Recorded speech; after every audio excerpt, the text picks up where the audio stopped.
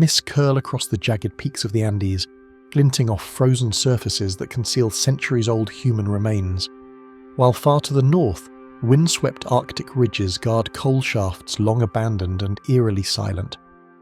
Across the globe, from Egypt's sun-bleached deserts to the tangled forests of Bosnia, excavation teams have descended into the earth, disturbing soils and hidden chambers that should have remained untouched. One by one, some of these explorers simply vanish, leaving behind only tools, scattered notes and unanswered questions. In this video, Ifu will follow their trails into subterranean tunnels, frozen lakes and ancient ruins, encountering the unsettling intersection of human curiosity and forces that defy explanation. The Roopkund Lake Survey, India. The trail toward Roopkund Lake rises sharply through the forests of Uttarakhand, narrowing as it approaches a high glacial basin that sits more than 5,000 metres above sea level, where weather shifts without warning and sound carries strangely across stone. Long before modern researchers arrived, local communities treated the area with caution, passing down songs that warned of sudden death and divine punishment. It was within this landscape that a small scientific survey team later vanished, after arriving to document and examine one of the most unsettling archaeological sites in the Himalayas, a lake whose shoreline reveals human bones when the ice recedes. Roopkund first entered the scientific record during the British colonial period, and skeletal remains were reported scattered around a shallow frozen lake, prompting early speculation about warfare or disease. Subsequent surveys confirmed that hundreds of human skeletons lay exposed along the perimeter, many fractured in similar patterns. Radiocarbon dating conducted decades later revealed that the remains did not belong to a single group or moment, but represented multiple events separated by centuries. Despite growing academic interest, the site's remoteness and volatile climate meant that every expedition required careful planning, limited equipment, and strict communication windows. In the early 21st century, a seasonal research survey was authorized to conduct non-invasive documentation near Roopkund, focusing on mapping exposed remains and collecting environmental data before monsoon conditions returned. Such surveys were typically small, relying on satellite phones and scheduled radio check-ins due to the lack of permanent infrastructure. Records show that the team reached the basin safely and began work during a narrow period of favourable weather. After several routine updates, transmissions ceased and no further contact was logged despite repeated attempts from base camps lower on the route. Roopkund's elevation is a defining factor in any investigation, as oxygen levels drop sharply and storms can arrive within minutes, obscuring visibility and erasing tracks. Snow accumulation shifts rapidly, covering paths and equipment alike, while meltwater refreezes overnight into unstable ice sheets. Researchers working at the lake have documented how sound becomes distorted by the surrounding rock walls, making distant movements difficult to locate. These environmental realities complicate efforts to determine whether the loss of contact resulted from weather, terrain, or something encountered during the survey itself. The lake's skeletal remains are notable not only for their number, but for the consistency of cranial injuries found on many skulls. Studies published in peer-reviewed journals describe blunt force trauma concentrated on the tops of the heads, suggesting a vertical impact rather than interpersonal violence. One prevailing theory links these injuries to intense hailstorms, capable of producing ice projectiles large enough to be fatal in an exposed alpine basin. Such findings transformed Roopkund from a curiosity into a cautionary example of how environment alone can shape human tragedy. Beyond skeletal trauma, environmental sampling at Roopkund has revealed unusual preservation patterns that continue to puzzle researchers working at similar elevations. Organic material at the lake can remain exposed for years without significant decay, only to disappear rapidly after a single thaw cycle. Studies of sediment cores taken near the shoreline show alternating layers of ice, silt, and windblown debris that shift unpredictably from season to season. For survey teams, this means that physical evidence can emerge or vanish within days, creating conditions where documentation lags behind change. Yet the mystery deepened as genetic analysis revealed that the individuals represented at Roopkund were not from a single population. Some remains match South Asian ancestry consistent with medieval pilgrimage routes, while others showed Mediterranean lineage, raising questions about how such diverse groups arrived at the same remote lake. These discoveries underscored the site's role as a crossroads of risk, where travellers, rituals and environment converged. For a modern survey team, this layered history would have been both scientifically valuable and psychologically unsettling. Documentation protocols required the team to avoid disturbing skeletal material, focusing instead on photography, GPS mapping, and ice thickness measurements. Reports from earlier expeditions noted occasional exposure of new remains after thaw cycles, emphasizing the dynamic nature of the site. It is within this shifting landscape that the team's final reported position was logged, near the eastern edge of the lake where snow cover tends to thin. Beyond that point, official records become silent, offering no confirmation of progress, retreat, or emergency. Search efforts in the weeks that followed were limited by weather and altitude restrictions, as rescue teams could not safely reach the basin once winter conditions advanced. Helicopter surveys were constrained by thin air and sudden cloud cover, while ground searches faced avalanche risk along narrow ridgelines. When access was briefly reopened the following season, investigators found no clear evidence of a campsite beyond what had been documented earlier. Equipment expected to be visible was not conclusively identified, leaving open the question of whether it had been buried, removed, or never deployed. Separate from rescue limitations, logistical records from high-altitude research in Uttarakhand indicate that satellite communication reliability drops sharply near Roopkund's basin due to terrain shielding and atmospheric interference. Expeditions often schedule brief transmission windows because batteries drain rapidly in sub-zero conditions, even when fully charged at lower camps. These constraints mean that missed check-ins are not immediately interpreted as emergencies.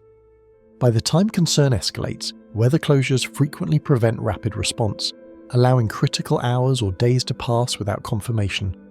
Roopkund's isolation has long challenged documentation, as even experienced trekkers report disorientation near the lake, where landmarks appear closer than they are.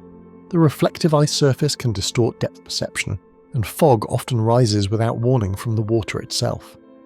Anthropologists studying pilgrimage narratives note recurring descriptions of travellers losing their way in this basin, despite following established routes. These patterns suggest that navigation errors, compounded by exhaustion and altitude sickness, could escalate rapidly into irreversible situations. Despite scientific explanations for the ancient deaths at Roopkund, local traditions persist, framing the lake as a place where transgressions are punished without warning. Folk songs from surrounding villages describe a goddess whose wrath manifests as falling stones or ice, sparing no one who violates sacred boundaries. While such beliefs do not substitute for evidence, they have historically influenced who approaches the lake and when.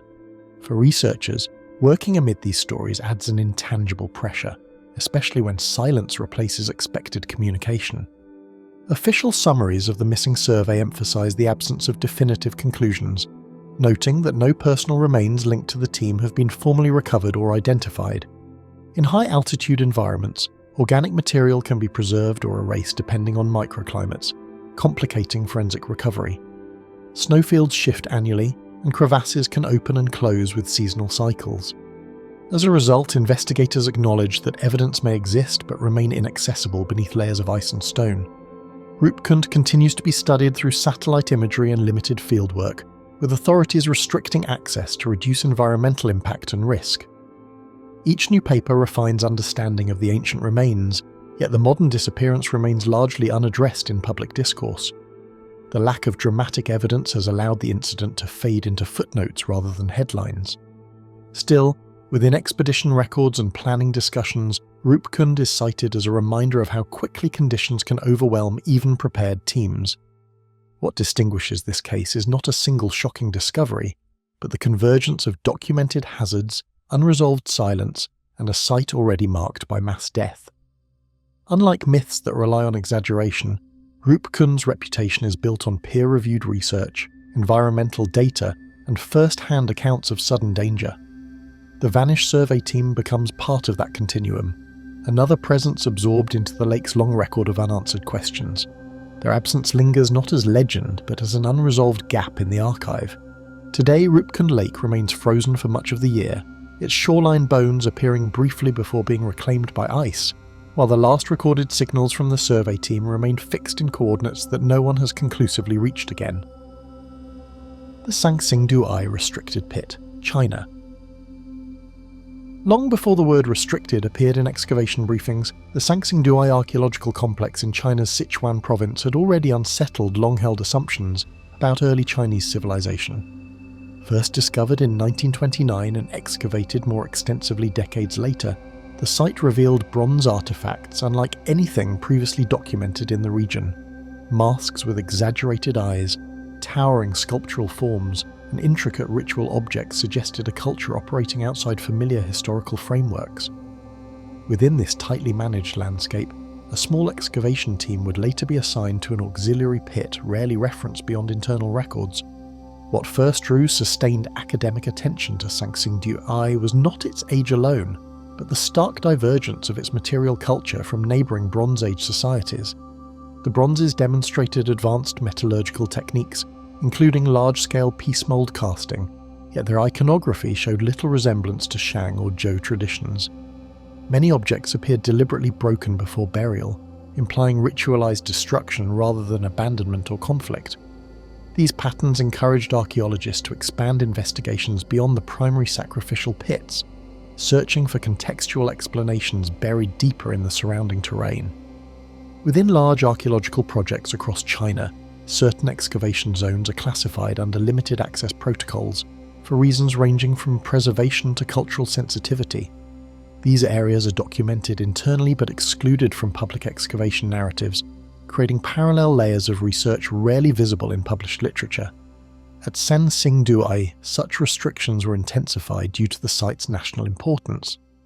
Planning documents acknowledged the existence of auxiliary pits, yet their locations, contents, and investigative status were seldom discussed outside controlled administrative channels. During geophysical surveys conducted near the main sacrificial pits, technicians detected subsurface irregularities that did not conform to established stratigraphic patterns. Ground-penetrating radar suggested a compacted void bordered by unusually dense heat-altered soil. Rather than expand an existing trench, supervisors authorized a narrowly defined excavation targeting this anomaly alone. The team assigned to the task was instructed to prioritize documentation and structural assessment over artifact recovery, placing them physically close to the main site while remaining operationally separate. Excavation at Sanxingdui unfolds under an unusually rigid framework of oversight, reflecting both the site's value and the risks associated with misinterpretation. Personnel movements are logged, tools are tracked, and daily reports pass through multiple levels of review. Surveillance equipment monitors active pits, while excavation schedules are adjusted to reduce error. Such systems are designed to leave little room for ambiguity. Against this backdrop, the eventual disappearance of a team assigned to a restricted pit would raise questions that procedures alone could not resolve.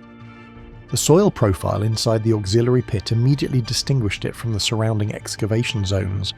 Archaeologists documented abrupt transitions between ash-rich sediment, compacted clay, and layers showing signs of intense heat exposure.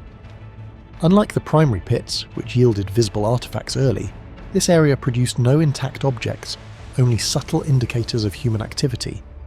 The absence of recognizable materials slowed progress and extended the time researchers spent below ground, increasing reliance on careful, incremental analysis.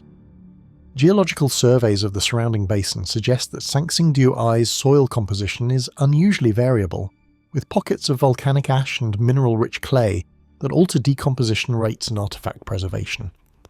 This variability means that even minimal disturbance can expose hidden organic materials to accelerated decay or compacted sediment, effectively erasing evidence of human activity.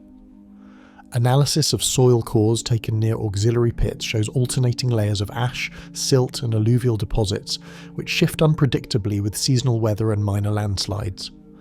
For the team working within the restricted pit, these subtle environmental factors would have made recording and preserving data exceptionally challenging, offering a plausible explanation for gaps in documentation and complicating any later attempts to reconstruct their work. As the dig progressed, routine reporting schedules began to shift in ways that were initially easy to dismiss within a complex multi-zone project. Logs arrived later than usual and grew increasingly vague, summarising activity without detailing soil conditions or procedural changes. Communication gaps were attributed to internal review delays or technical issues common within restricted zones. When broader excavation summaries failed to reference the auxiliary pit at all, the omission became difficult to ignore.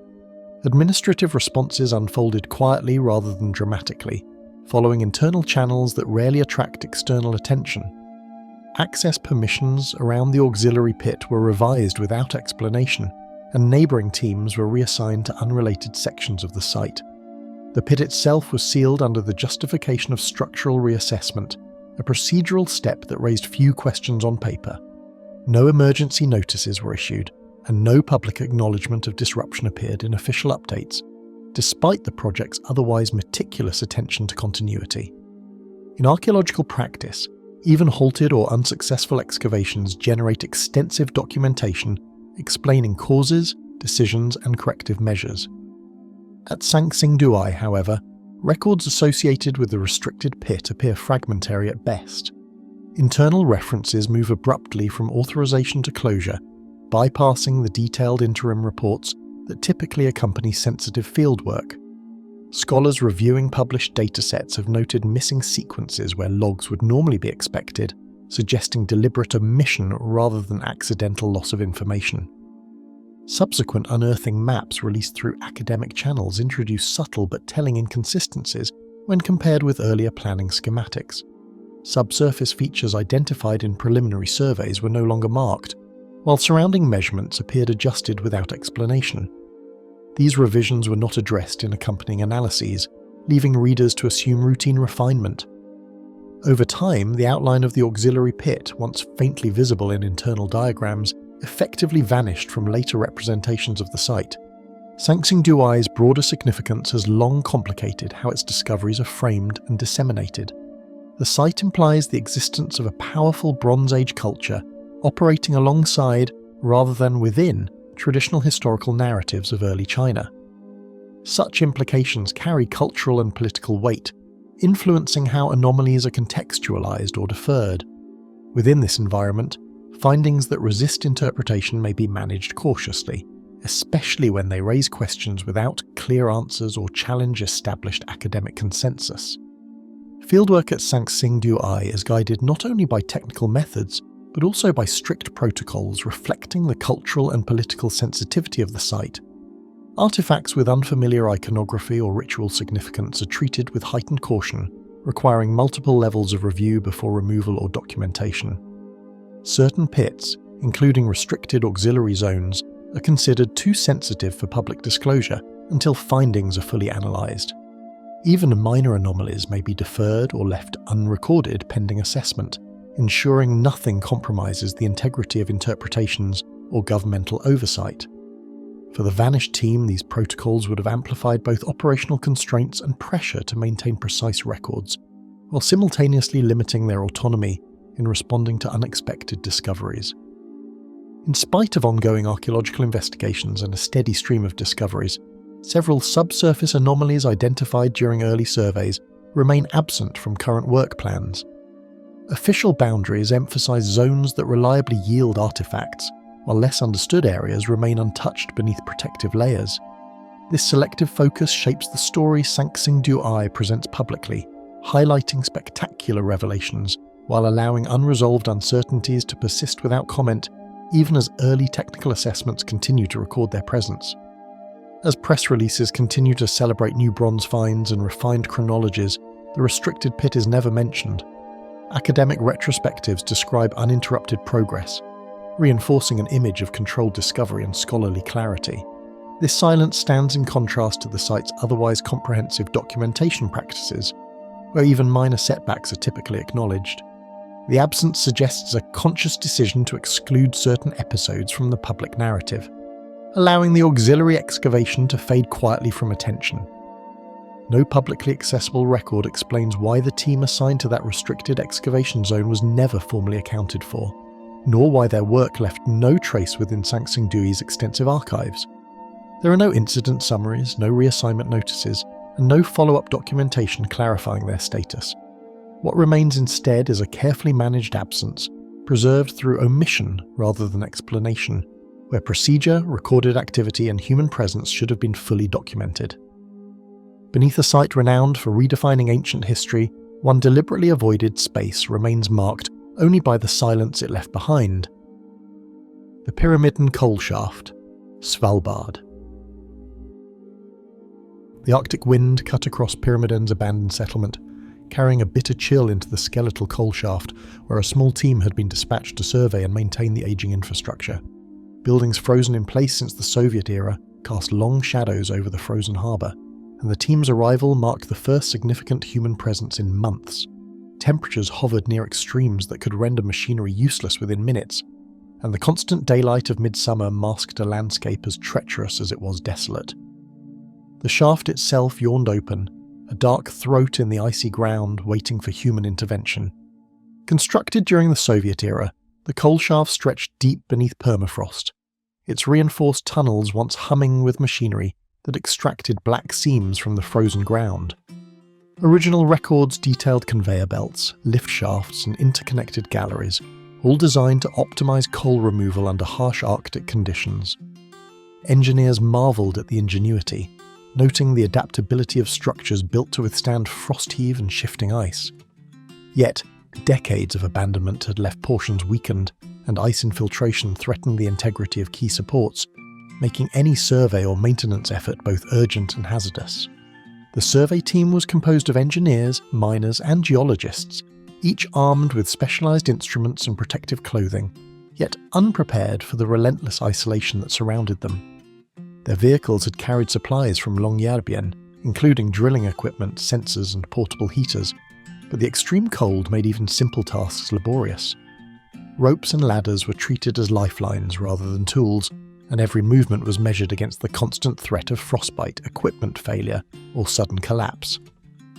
Despite their expertise, the environment imposed a quiet authority over human effort.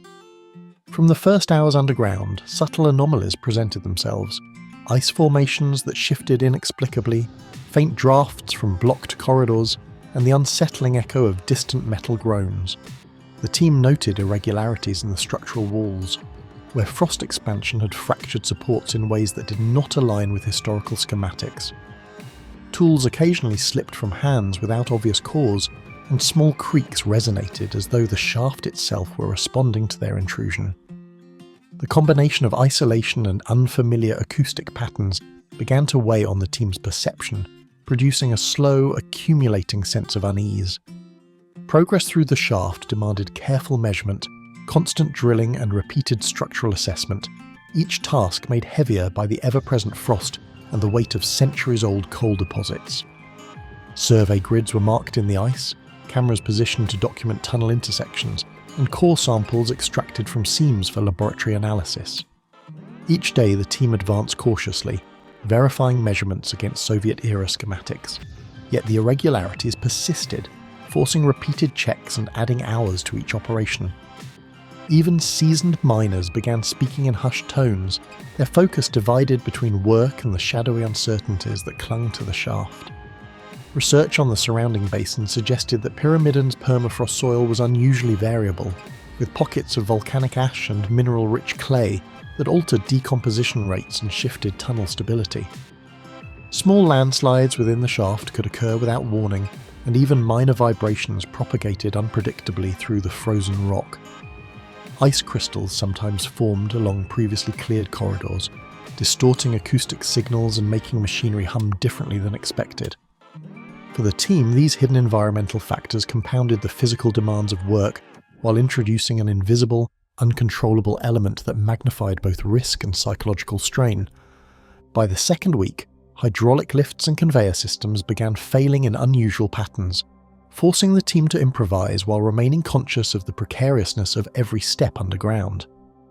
Power fluctuations caused drilling rigs to stutter, while elevators stalled mid-shaft, threatening both equipment and human safety. The cold accelerated wear on bearings and belts, producing a series of small but consequential delays. Each failure was logged meticulously, yet no mechanical explanation fully accounted for the inconsistencies. Gradually, the machinery itself seemed almost responsive, a silent adversary in the frozen tunnels, testing the limits of human endurance and caution. Tools disappeared from crates without explanation. Footsteps echoed where no one had walked, and faint unexplained vibrations pulsed through certain shafts, defying the team's technical understanding. Geologists noted anomalies in the extracted core samples, with unexpected microfractures and deposits inconsistent with earlier surveys. Radio signals occasionally emitted static or brief, garbled transmissions despite clear line-of-sight connections. Even the most pragmatic engineers began documenting these occurrences with uneasy attention, aware that such events, while potentially explainable, hinted at forces they could neither measure nor predict in the Arctic stillness. One by one, members of the expedition failed to return from shifts, their absence first noted in delayed check-ins, then confirmed by missing equipment and abandoned personal gear. Initial searches through mapped corridors yielded no trace beyond footprints frozen into ice that abruptly ended mid-tunnel. Names were crossed off logs with caution, yet no injuries or accidents were recorded. The pattern of disappearance followed no discernible logic. Some vanished near machinery, others in seemingly stable galleries. The team's cohesion fractured under mounting tension, and the frozen shaft became both trap and witness to events that defied immediate explanation. Attempts to locate the missing miners were hampered by collapsed passageways and thick ice, with remaining team members retracing tunnels while communication lines intermittently failed under the Arctic pressure. Portable lighting revealed ice-coated floors, partially obscured crevices, and sudden drop-offs that had gone unnoticed in initial surveys. Rescue operations were slowed by the lack of alternative access points, and the weather outside worsened, limiting daylight and the feasibility of external intervention.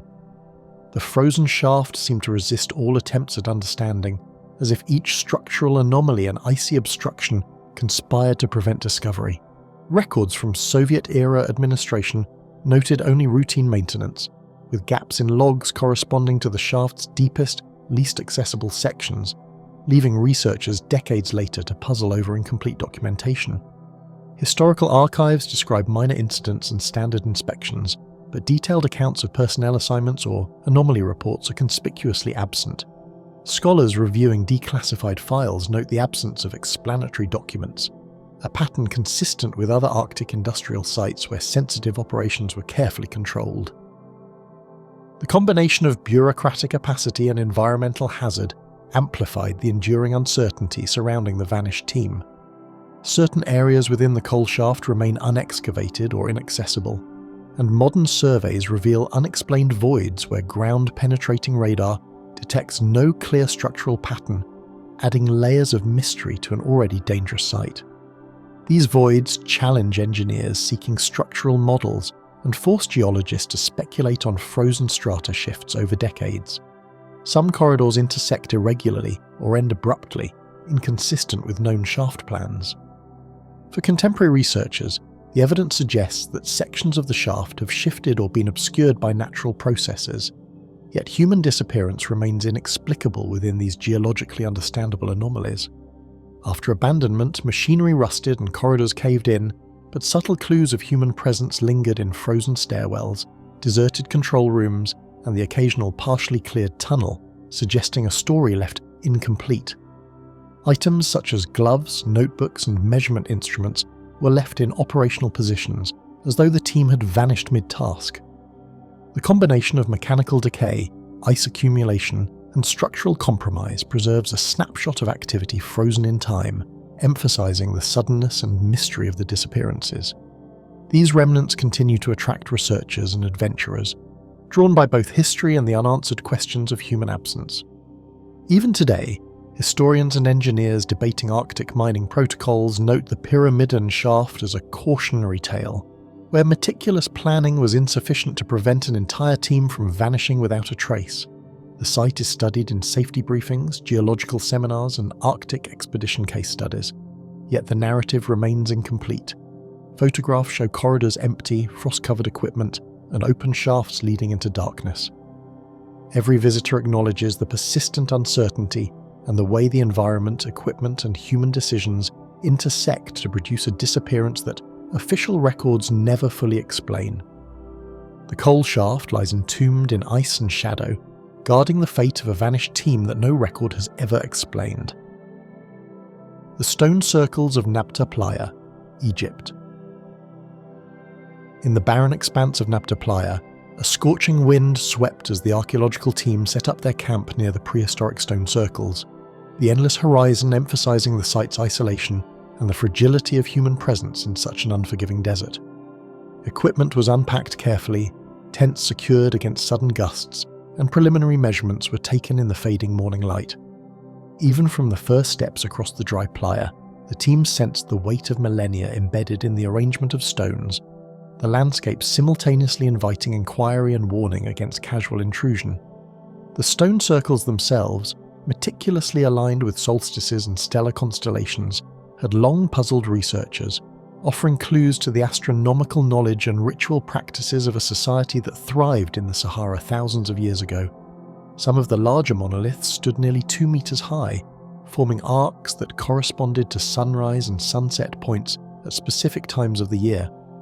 Excavation reports referenced nearby wells and ceremonial pits, indicating that the region's ancient population had harnessed both celestial observation and seasonal water management.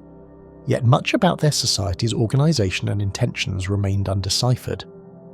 The team consisted of archaeologists, surveyors, and astronomers, each carrying specialised equipment for measuring stone placement, recording celestial angles, and documenting the patterns etched into the desert floor by both human and natural forces. Instruments included theodolites, laser rangefinders, and GPS units adapted for remote field conditions.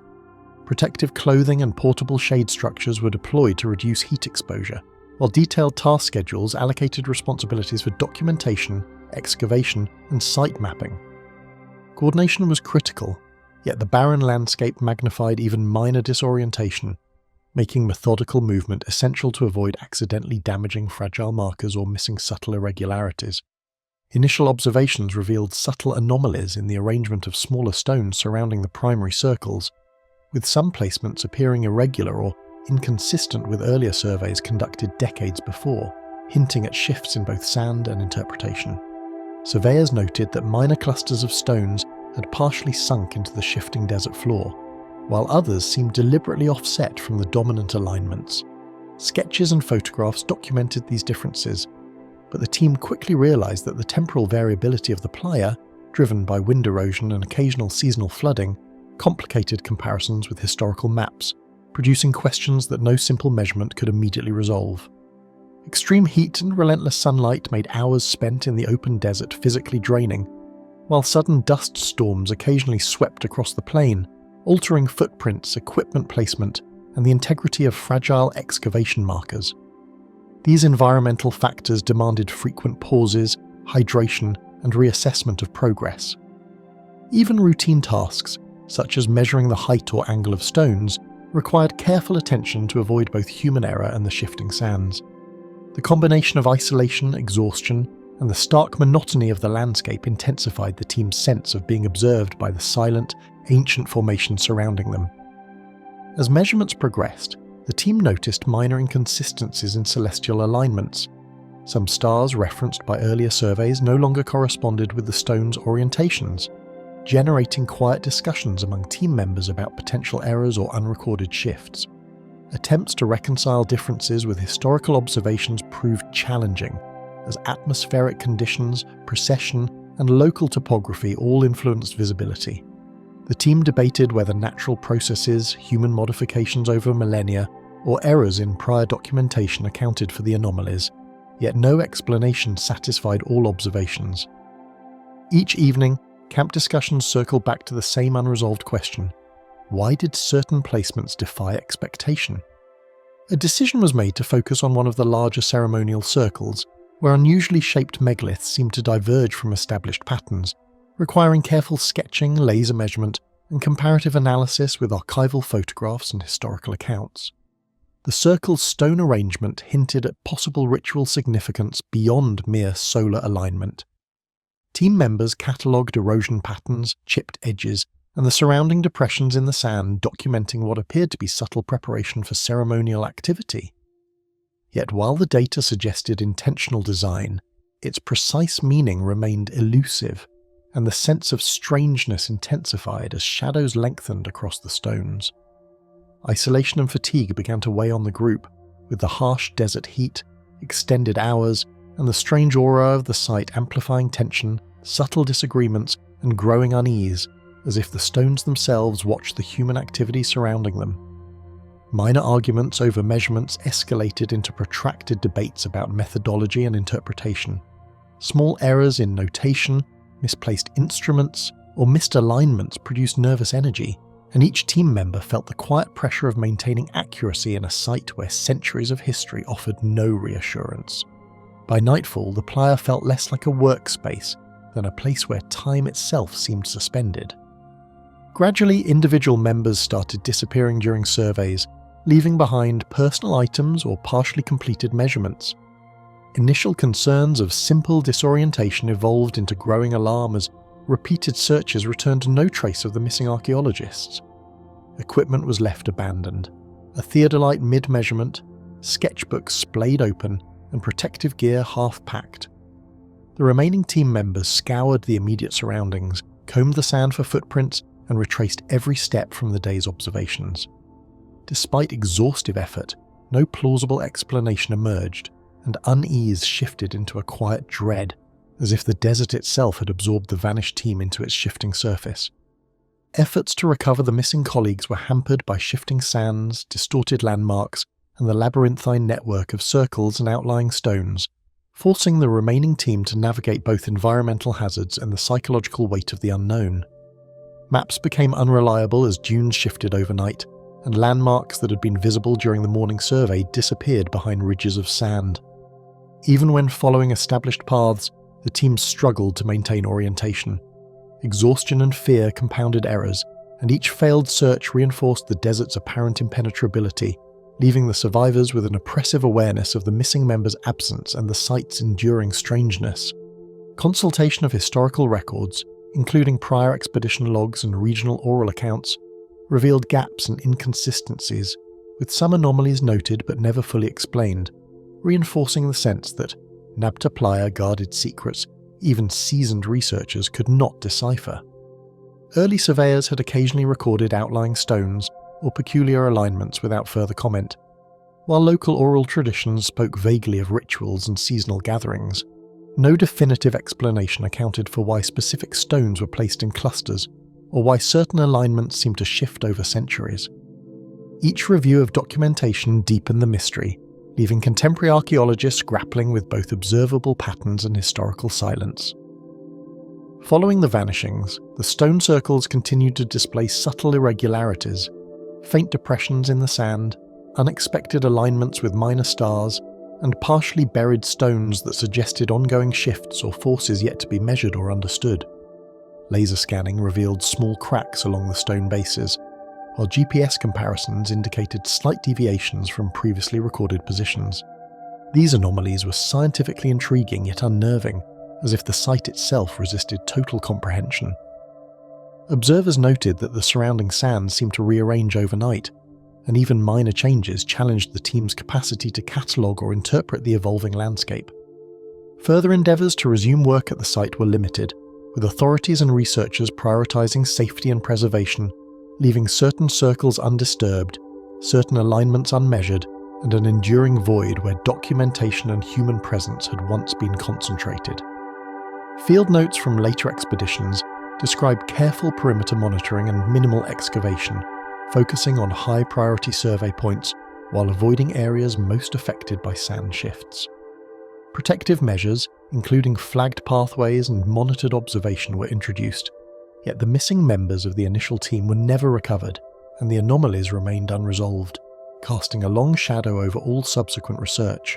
Even decades later, Nabta playa remains both a source of fascination and caution, where the combination of desert isolation, enigmatic stone arrangements, and vanished surveyors ensures that mysteries persist despite ongoing archaeological interest. Scholars continue to debate the circle's purpose, alignment, and construction methods, yet the human element, the team lost amid the sands, serves as a chilling reminder of how unpredictable and inhospitable the desert can be. The site endures as both a testament to ancient ingenuity and a contemporary warning of how easily human presence can vanish under extreme conditions.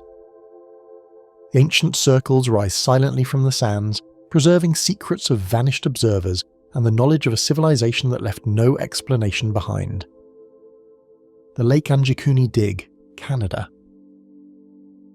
A pale winter sun hovered low over the frozen expanse of Lake Anjikuni as the excavation team approached, sleds creaking beneath supplies and snowshoes sinking into the soft ice, emphasizing the isolation of the northern tundra and the vulnerability of human presence in this remote region. Each step forward revealed a landscape both barren and quietly formidable, the distant tree line barely visible through drifting snow. Tents were pitched near the shore, equipment secured against gusting winds, and initial reconnaissance began immediately, the frozen lake reflecting the pale sky while foreshadowing the challenges the team would face in documenting both natural and human-made anomalies. The lake's surroundings had long drawn the attention of researchers and local inhabitants alike, its shores once home to Inuit settlements, while stories of entire villages disappearing over decades lent an eerie dimension to any contemporary investigation. Oral histories described temporary camps vanishing with no trace, while explorers' journals noted unsettling gaps in habitation records. Even the earliest ethnographers recorded anomalies, mentioning abandoned tools or structures without context. This intersection of folklore, historical record, and archaeology created a tension that heightened anticipation and unease as the team began their methodical survey, aware that they were stepping into a place where human presence could abruptly vanish. The team was composed of archaeologists, ethnographers, and survey specialists, each equipped for extreme cold, with tools ranging from ice drills to GPS mapping units, all prepared to document both surface anomalies and buried artifacts beneath the tundra's frozen soil. Clothing, sleds, and portable shelters were tested for endurance in sub-zero temperatures. Responsibilities were divided carefully, with teams assigned to surface surveys, excavation pits, and the cataloguing of artifacts. Even the act of moving between survey points required precise navigation. Early observations emphasized caution and precision, as any oversight in the frozen terrain could result in lost artifacts or misinterpreted evidence, potentially obscuring the story of human activity along the lake. Initial reconnaissance revealed unusual depressions in the permafrost and scattered artifacts partially exposed through thawing ice, suggesting prior habitation and hinting at patterns of human activity that contradicted conventional expectations for the region's sparse population density.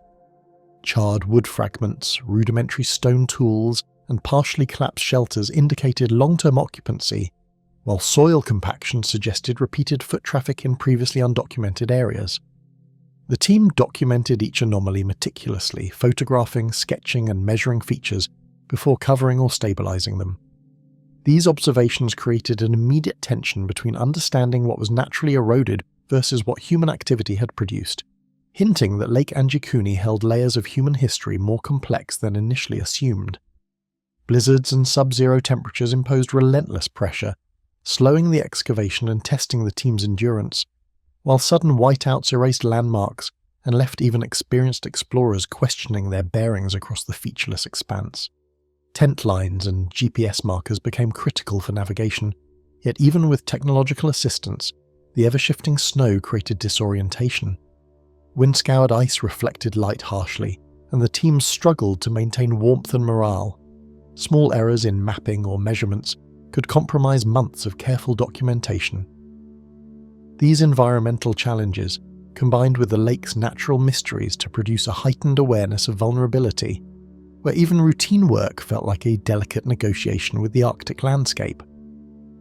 Odd occurrences began to unsettle the researchers, tools disappearing between shifts, footprints vanishing despite fresh snow, and subtle distortions in equipment calibration that could not be traced to environmental conditions alone. Notes and sketches sometimes appeared smudged or misaligned when retrieved, as if subtly altered. Even experienced surveyors questioned their perception of reality, noting that compasses occasionally deviated slightly, and sound seemed absorbed differently across the frozen surface. Though initially dismissed as fatigue or environmental interference, these repeated anomalies contributed to a growing sense of unease, as the team began to consider whether Lake Anjikuni held unexplained forces beyond natural explanation or human error.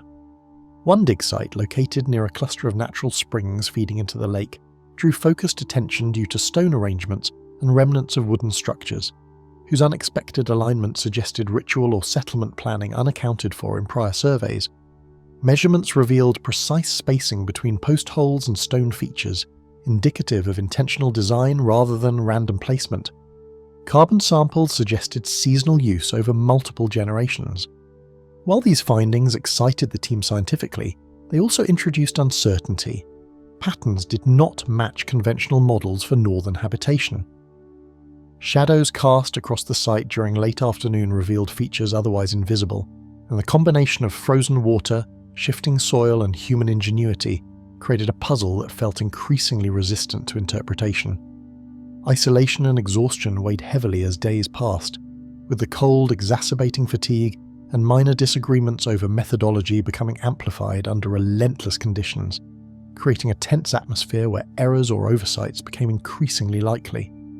Team members struggled to maintain accurate records under harsh sunlight reflecting off ice, while sleep deprivation and constant vigilance over equipment fostered irritability.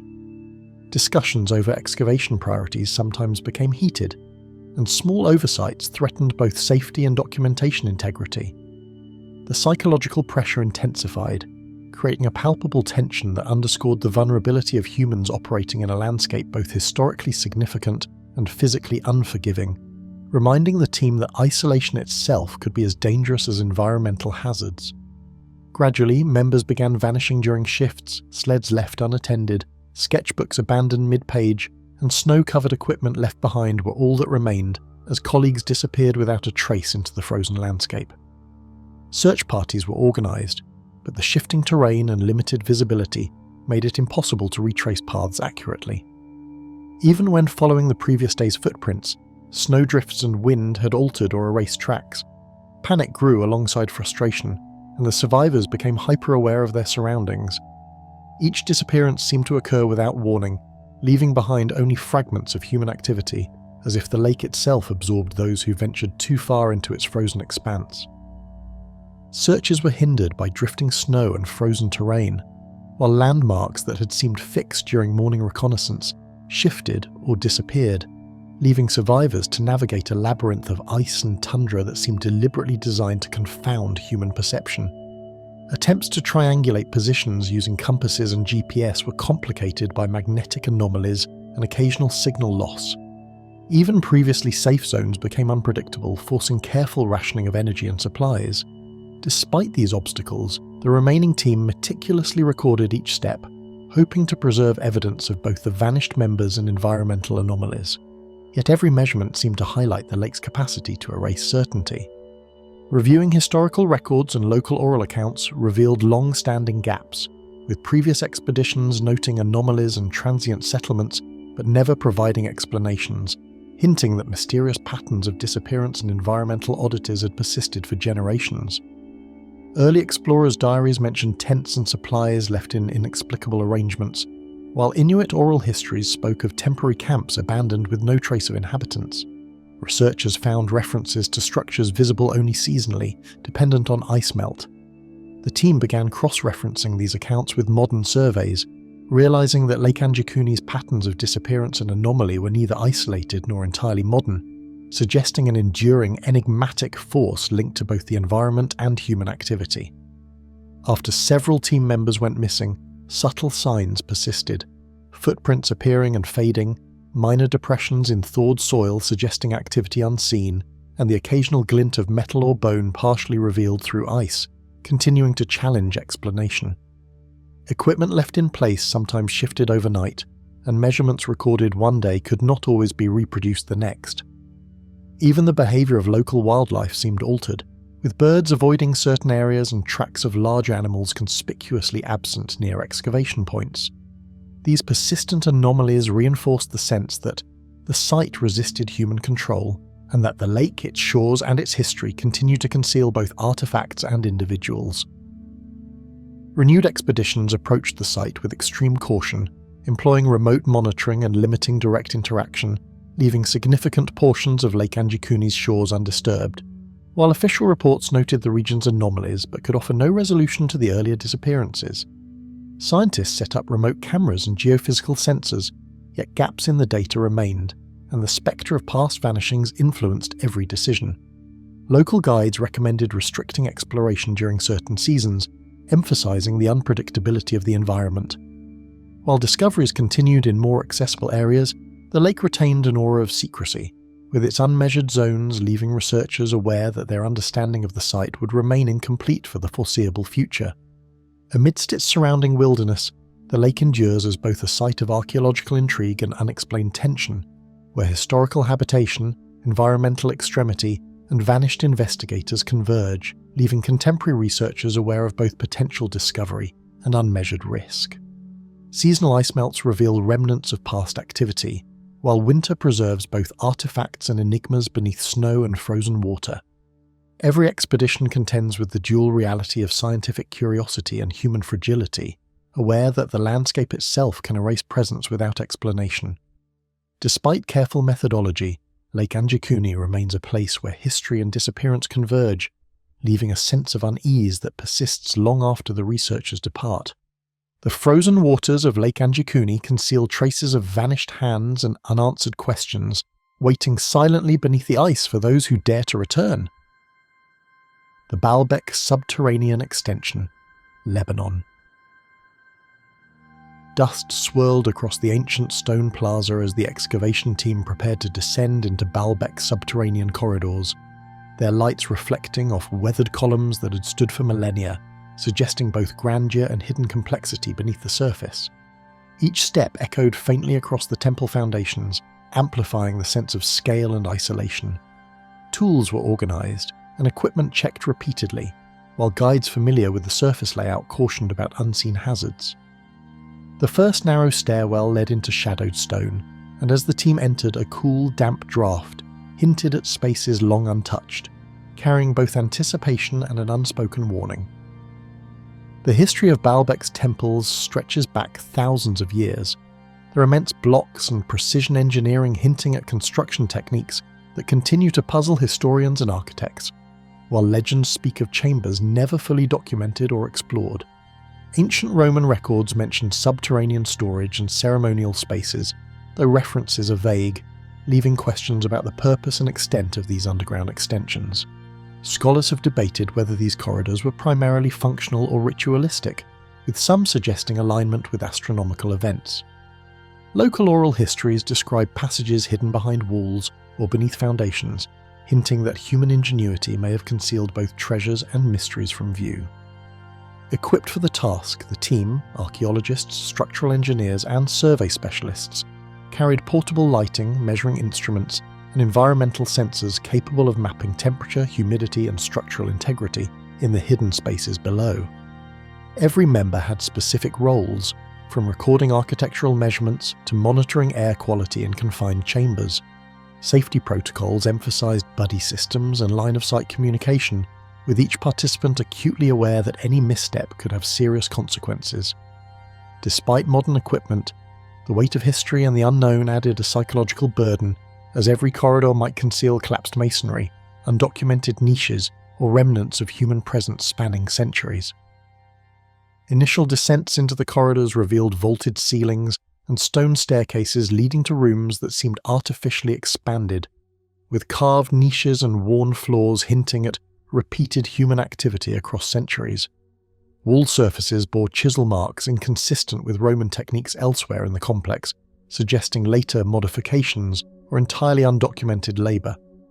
Dust settled heavily in corners, and small artefacts, broken pottery shards and iron fragments were partially buried beneath centuries of debris. The combination of deliberate craftsmanship and decay created a sense that each chamber had a story untold, waiting to be reconstructed from subtle architectural cues and the careful recording of the excavation team. Structural inconsistencies caught the team's attention, walls that curved unexpectedly, supports that seemed misaligned, and small chambers tucked behind false panels, suggesting either undocumented modifications or deliberately concealed spaces. Calculations of load-bearing elements revealed anomalies, where stones had been moved or replaced in ways that did not match typical Roman engineering patterns. Some corridors ended abruptly or narrowed into spaces too small for regular human use, implying either ritual significance or intentional concealment. Every discovery required careful documentation and repeated measurement, as the team debated whether anomalies represented human intervention, natural settling of the stone, or phenomena beyond conventional explanation. Claustrophobic passages and narrow shafts tested the team's endurance, with damp air and faint echoes amplifying disorientation and creating a tension that grew with each step deeper into the labyrinth. Light reflected oddly from moisture-streaked walls, creating shadows that shifted unpredictably. Air quality varied, and condensation sometimes dripped onto instruments and clothing, slowing progress. Team members noted subtle changes in temperature and humidity, which influenced both comfort and concentration. Long hours in confined spaces heightened awareness of risk, as every creaking floor or shifting stone became a potential warning. The combination of physical strain and psychological pressure reinforced a growing sense of vulnerability. Subtle anomalies emerged, shadows that appeared to shift independently of the explorer's movement, breezes from unseen openings, and faint metallic reflections that seemed to belong to no known artifact. Some walls emitted low-frequency vibrations perceptible only when multiple observers were present, while scattered debris occasionally formed patterns that seemed deliberate. Even the team's instruments recorded fluctuations in electromagnetic readings, although no electrical source could be identified. These occurrences, initially dismissed as environmental oddities, accumulated into a pattern difficult to ignore. The corridor seemed alive in a way the team could neither explain nor control, creating unease alongside their growing excitement at uncovering hidden spaces. A particular chamber, distinguished by unusually carved reliefs and a dense accumulation of dust, drew focused attention as measurements and photographs hinted at construction methods different from surrounding sections. The floor was uneven, with depressions suggesting repeated foot traffic or the presence of furniture or ceremonial platforms. Walls featured reliefs partially obscured by soot and mineral deposits, possibly remnants of lighting torches or ancient offerings. Carbon dating samples from nearby debris indicated intermittent use spanning several centuries. The unusual craftsmanship, combined with the chamber's isolation from main corridors, suggested significance beyond practical function, intensifying both curiosity and apprehension within the team as they debated potential purpose and origin. Team members began disappearing inexplicably, leaving behind tools and notebooks in hallways where echoes seemed unusually absorbed, as if the subterranean environment itself resisted observation or presence. Initial absences were brief, with missing individuals reappearing hours later, claiming disorientation. Soon, however, full-day disappearances occurred, with no trace beyond the last known location and partially completed survey notes. Attempts to follow footprints or map positions proved impossible as minor shifts in dust and stone erased markers. The remaining team experienced heightened anxiety, recognizing that the environment could obscure both movement and reality, and that conventional tracking methods were insufficient to account for the labyrinthine complexity of the extension. Search efforts were complicated by unstable flooring and twisting corridors, forcing the remaining explorers to mark every step and map passageways repeatedly, aware that any miscalculation could result in further loss. Collapsing stone and uneven thresholds made progress slow and treacherous, and narrow passages required one member to navigate at a time. The team documented everything meticulously, recording measurements, photographs, and sketches for review, yet the more data they collected, the more anomalies became apparent. Some corridors led to dead ends unexpectedly, while others opened into rooms absent from prior maps. The environment itself seemed to resist comprehensive understanding, heightening both fear and fascination. Historical records and previous excavation notes offered hints of hidden chambers, yet gaps and ambiguities remained, with Roman inscriptions occasionally mentioning restricted access or locations now unreachable, fueling speculation about ancient secrecy. Early 20th century archaeologists described chambers inaccessible due to collapsed ceilings, while local accounts suggested passages sealed deliberately or lost to time. Comparisons between documented structures and contemporary findings revealed inconsistencies, leaving the team uncertain whether missing chambers were destroyed, concealed, or intentionally obfuscated by prior builders. Cross-referencing these records with modern surveys underscored the possibility that the subterranean extensions had been designed to conceal as much as they revealed. Even after some disappearances, anomalous signs persisted. Displaced stones, subtle indentations in dust, and minor collapses suggesting activity or environmental forces not directly linked to the remaining team. Equipment occasionally shifted positions overnight, while notes and sketches sometimes appeared misaligned or smudged inexplicably. The corridors themselves seemed to change subtly, with arches and narrow ways that had appeared navigable one day becoming partially blocked or distorted the next.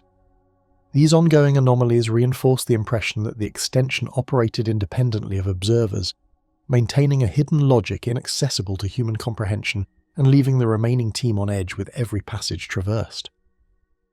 Later expeditions approached the subterranean sections cautiously, relying on remote sensing and reinforced supports, leaving large sections uninvestigated, while official reports cautiously acknowledged the challenges without detailing the prior vanishings. Ground-penetrating radar revealed voids but little detail, and infrared sensors captured occasional thermal anomalies inconsistent with expected readings. Archaeologists prioritized safety over curiosity, avoiding high-risk areas entirely.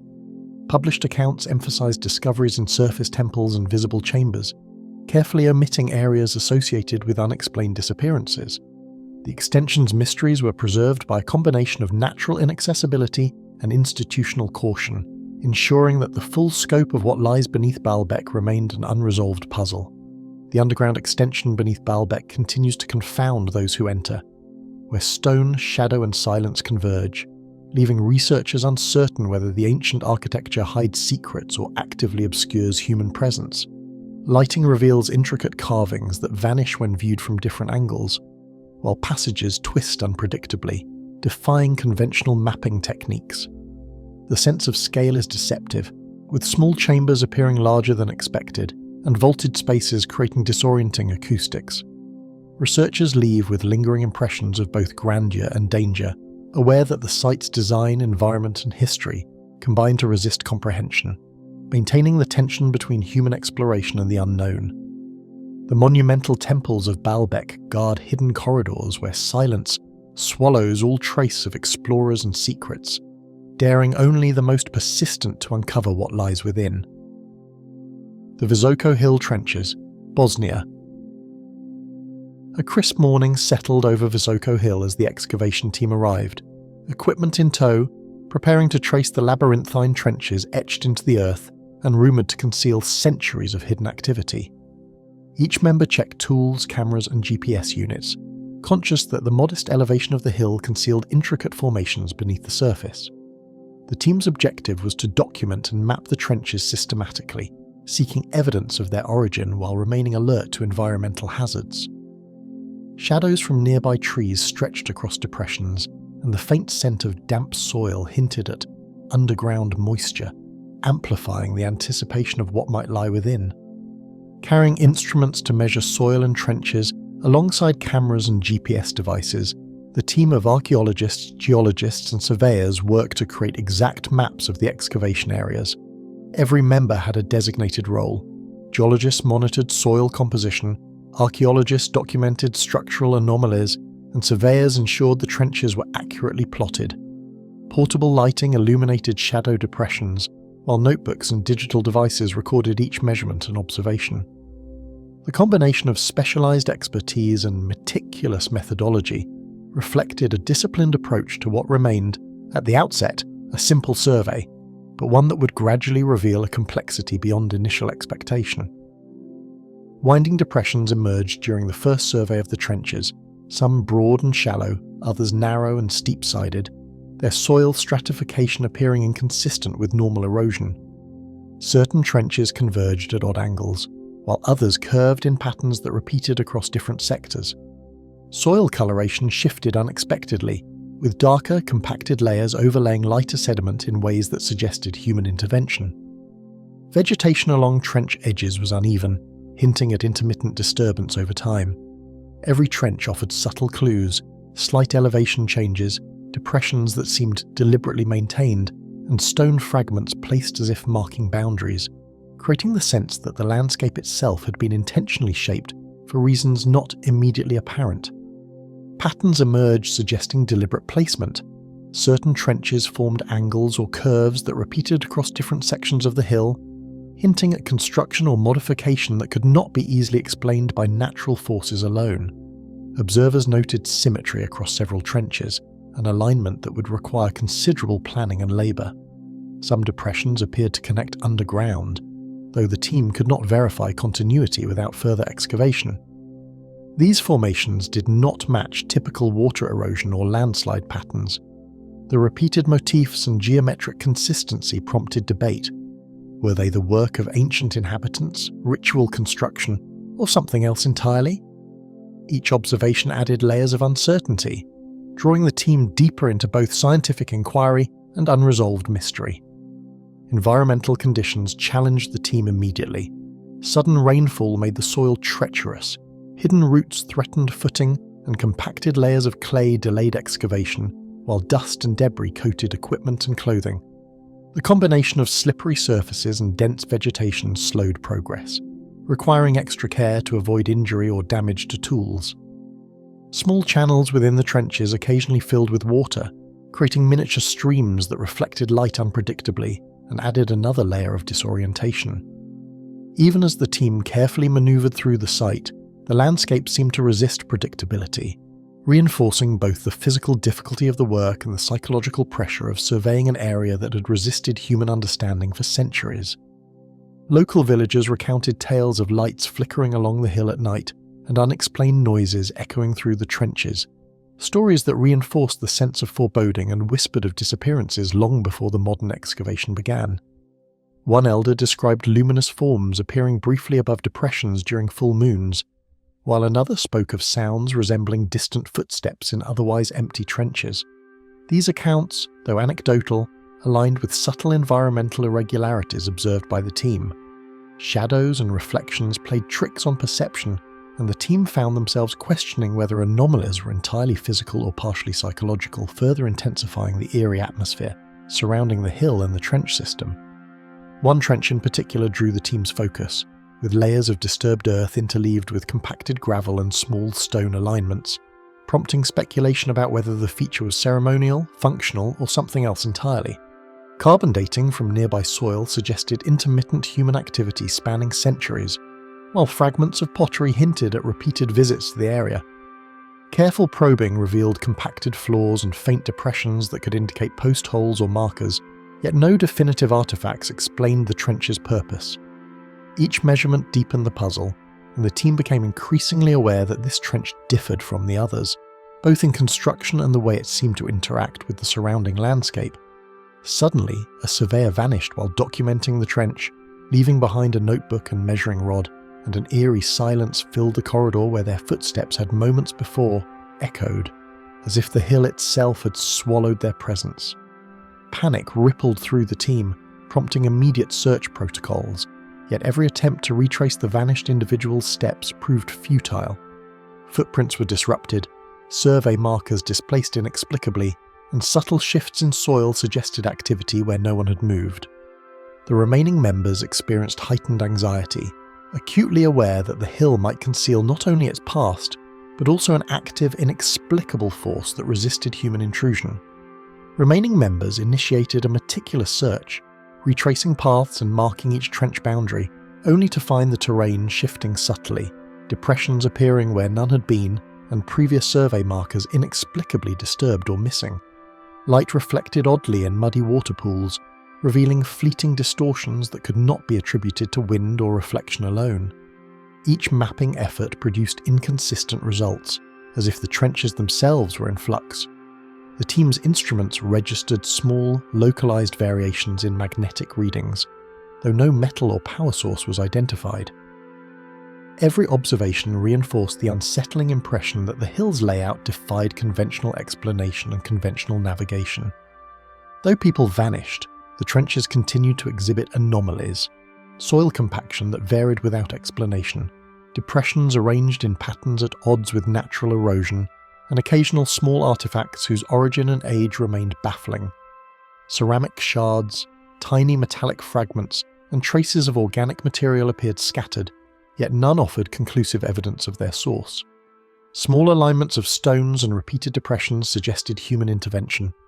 while sudden shifts in soil moisture added unpredictability. The team's meticulous notes documented these occurrences, each anomaly reinforcing the sense that the trenches were not merely natural but contained layers of complexity waiting to be understood, though not without risk. The hill was approached with increased caution in follow-up surveys, utilising drones and geophysical tools to access restricted zones, while scholars remained divided on whether the trenches resulted from human activity or natural processes. Ground-penetrating radar revealed anomalies below the surface, yet none corresponded directly to known structures or artifacts. Remote sensing allowed limited mapping of trench connections and subsoil variations, though it could not resolve the persistent questions raised by disappearing team members and unusual soil behaviour. Observers were left with a partial understanding, aware that the hill retained secrets inaccessible to standard archaeological methods. Explorers and researchers alike left the hill with questions unanswered, haunted by the vanished team members, the unpredictable topography, and the unresolved mystery of how the trenches formed and what they might conceal. Each visit produced new maps, data logs, and photographs, yet none offered a definitive explanation. Even casual observers noted patterns and alignments that defied natural expectations. The combination of human disappearance, anomalous formations, and environmental unpredictability created an atmosphere of continuous uncertainty. Scholars acknowledged that the site demanded extraordinary caution, leaving many to wonder whether the trenches were deliberately constructed, naturally evolved, or a combination beyond current comprehension. The Visoko Hill trenches persist as a puzzle, their shallow depressions and winding paths offering only glimpses of a history that refuses to be fully revealed. The team's observations suggested recurring patterns, subtle structural hints, and minor artifacts, yet the significance of each remained ambiguous. Even detailed maps could not convey the hill's full complexity, where perception, topography, and memory intertwined. The interplay between natural geology and potential human intervention created an environment where certainty was impossible. Visitors left with impressions rather than answers, the landscape itself asserting dominance over those who attempted to impose order on its enigmatic features. Through layers of soil and shadow, Visoko Hill conceals its past, challenging every observer to discern whether the trenches are traces of human design or echoes of a deeper, unfathomable pattern. The Derinkuyu lower levels, Turkey. Descending into the lower levels of Derinkuyu, the excavation team immediately sensed the weight of centuries pressing from the stone above, each narrow passage echoing the faintest movement as their lanterns illuminated ancient walls. Shadows stretched unnaturally across walls carved with meticulous precision, giving the impression that the tunnels themselves were observing their movement.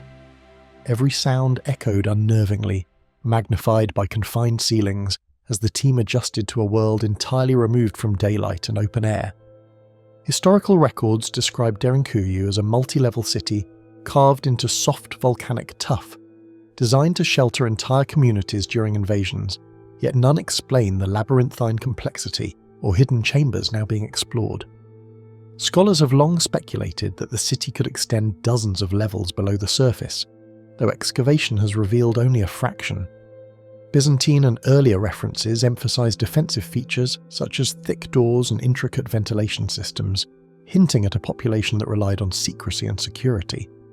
The team comprised archaeologists, geologists, and engineers, each responsible for mapping, documenting, and monitoring structural stability, equipped with ropes, laser measurers, portable lighting, and air quality sensors to navigate the underground maze. Roles were clearly assigned.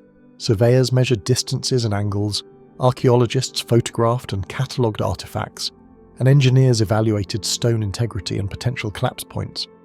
The combination of modern tools and human skill seemed almost inadequate against the sheer scale and complexity of the tunnels that stretched into darkness. Initial impressions revealed tunnels far narrower and more irregular than expected, with ceilings dipping unpredictably and passageways branching into corridors whose purpose remained obscure even after careful measurement. The team noted uneven flooring, evidence of excavation layers, and small niches carved into walls at strange intervals. Some passages curved sharply, forming patterns that repeated only in other areas, hinting at deliberate design rather than random construction. Each turn presented the possibility of disorientation, as familiar junctions often led to unexpected chambers or dead ends. Stone doors and sealed niches hinted at deliberate closure, while small depressions and angled walls suggested modifications to the original design, leaving the team questioning which sections were accessible and which were intentionally hidden. Some doors featured simple pivot mechanisms, while others were heavier, designed to slide into precise grooves. Small depressions on the floor could have functioned as markers or ritual spaces, though no evidence clarified their purpose. The team's photographs documented each irregularity, yet every image seemed to raise new questions. Air moved strangely through the lower levels. Sudden drafts, pockets of warmer or colder air, and faint whispers of sound seemed impossible in what should have been a static subterranean environment. Sometimes the temperature dropped several degrees within a few steps, leaving the team shivering and forcing the adjustment of clothing and lighting. Tiny currents carried dust particles that sparkled in lantern beams, creating fleeting shapes that vanished before recognition.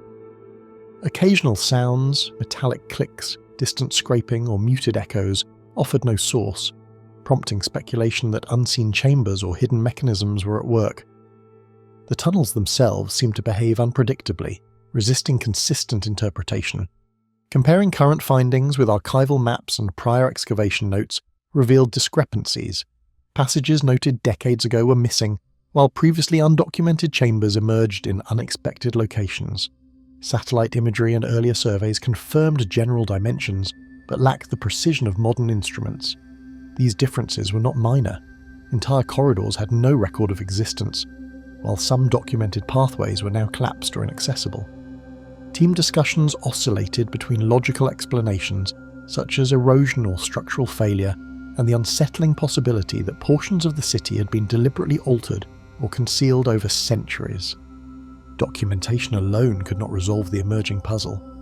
A sudden silence marked the disappearance of a surveyor in one twisting corridor, leaving behind a flashlight and notebook, their footsteps abruptly cut off, as though the tunnel itself had swallowed their presence.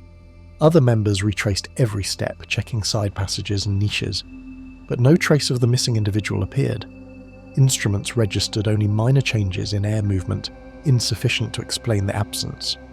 The team's training in subterranean safety provided no comfort, as the environment now seemed both physically and psychologically hostile, turning familiar corridors into sources of dread. Remaining team members retraced every step with painstaking care, only to find that corridors shifted subtly, familiar junctions no longer aligned, and markings previously left for orientation had inexplicably vanished. Measurements taken minutes earlier contradicted current readings, and paths that should have been linear appeared jagged and disorienting. Even markings painted on walls for guidance seemed faded or absent in some areas, and dust disturbances appeared inconsistent with human passage. Attempts to map the tunnel network in real time became increasingly frustrating, revealing an environment in which perception itself seemed unreliable. Each observation heightened the sense that the tunnels were actively resisting understanding. Geologists and structural engineers speculated that ancient expansions, hidden water channels, or collapses could explain the anomalies, but none accounted for the vanishing of personnel or the apparent alteration of pathways. Water seepage could explain some erosion, but the presence of sealed doors and carefully levelled floors contradicted purely natural explanations. The team began considering that historical modifications, possibly for defence or secrecy, might extend far deeper than known records indicated, intertwining human and environmental factors in ways difficult to separate. Small artefacts emerged in isolated chambers, pottery shards, worn tools, and enigmatic symbols etched into walls, yet none offered definitive clues about the builders or their intentions, deepening the uncertainty of the site. Marks in the tuff suggested repeated use, yet their origin remained unclear. Fragments of metal or stone tools appeared in positions that suggested intentional placement rather than accidental loss. Even the smallest artifacts seemed to whisper questions about who had navigated these tunnels, for what purpose, and why such careful concealment and construction had been undertaken. Tension rose as additional team members disappeared under similar conditions, leaving only abandoned equipment and half-mapped sections, creating an atmosphere of increasing dread and questioning the safety of continued exploration. With each loss, the remaining personnel confronted not just the physical hazards of confined labyrinthine passages, but also the psychological strain of the unknown. Whispers and distant echoes, once subtle, now seemed amplified. Even moments of stillness were charged with anticipation. Decisions were made slowly, deliberately, yet every action carried risk, as the city's lower levels proved both enticing and impenetrable to those determined to document its secrets.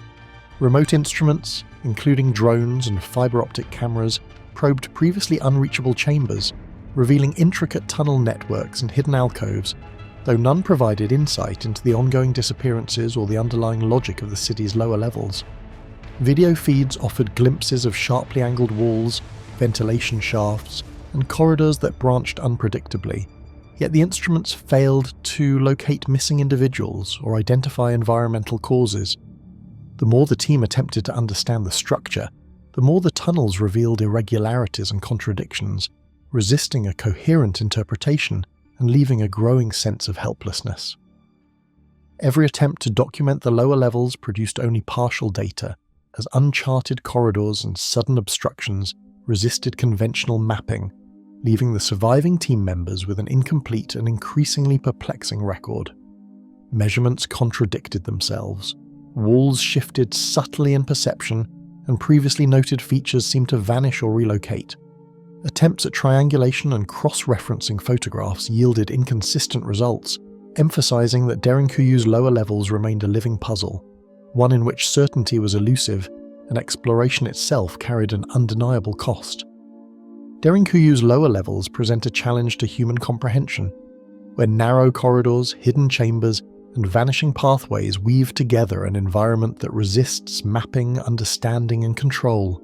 Evidence of past human engineering is indisputable, yet its purpose and design remain uncertain, and the pattern of disappearances casts a shadow over every discovery. Modern technology offers some insights, yet fails to penetrate the enigma of the subterranean city. Each expedition into the lower levels amplifies questions rather than answers, leaving scholars, explorers, and the surviving team members to confront a place that appears alive in its concealment.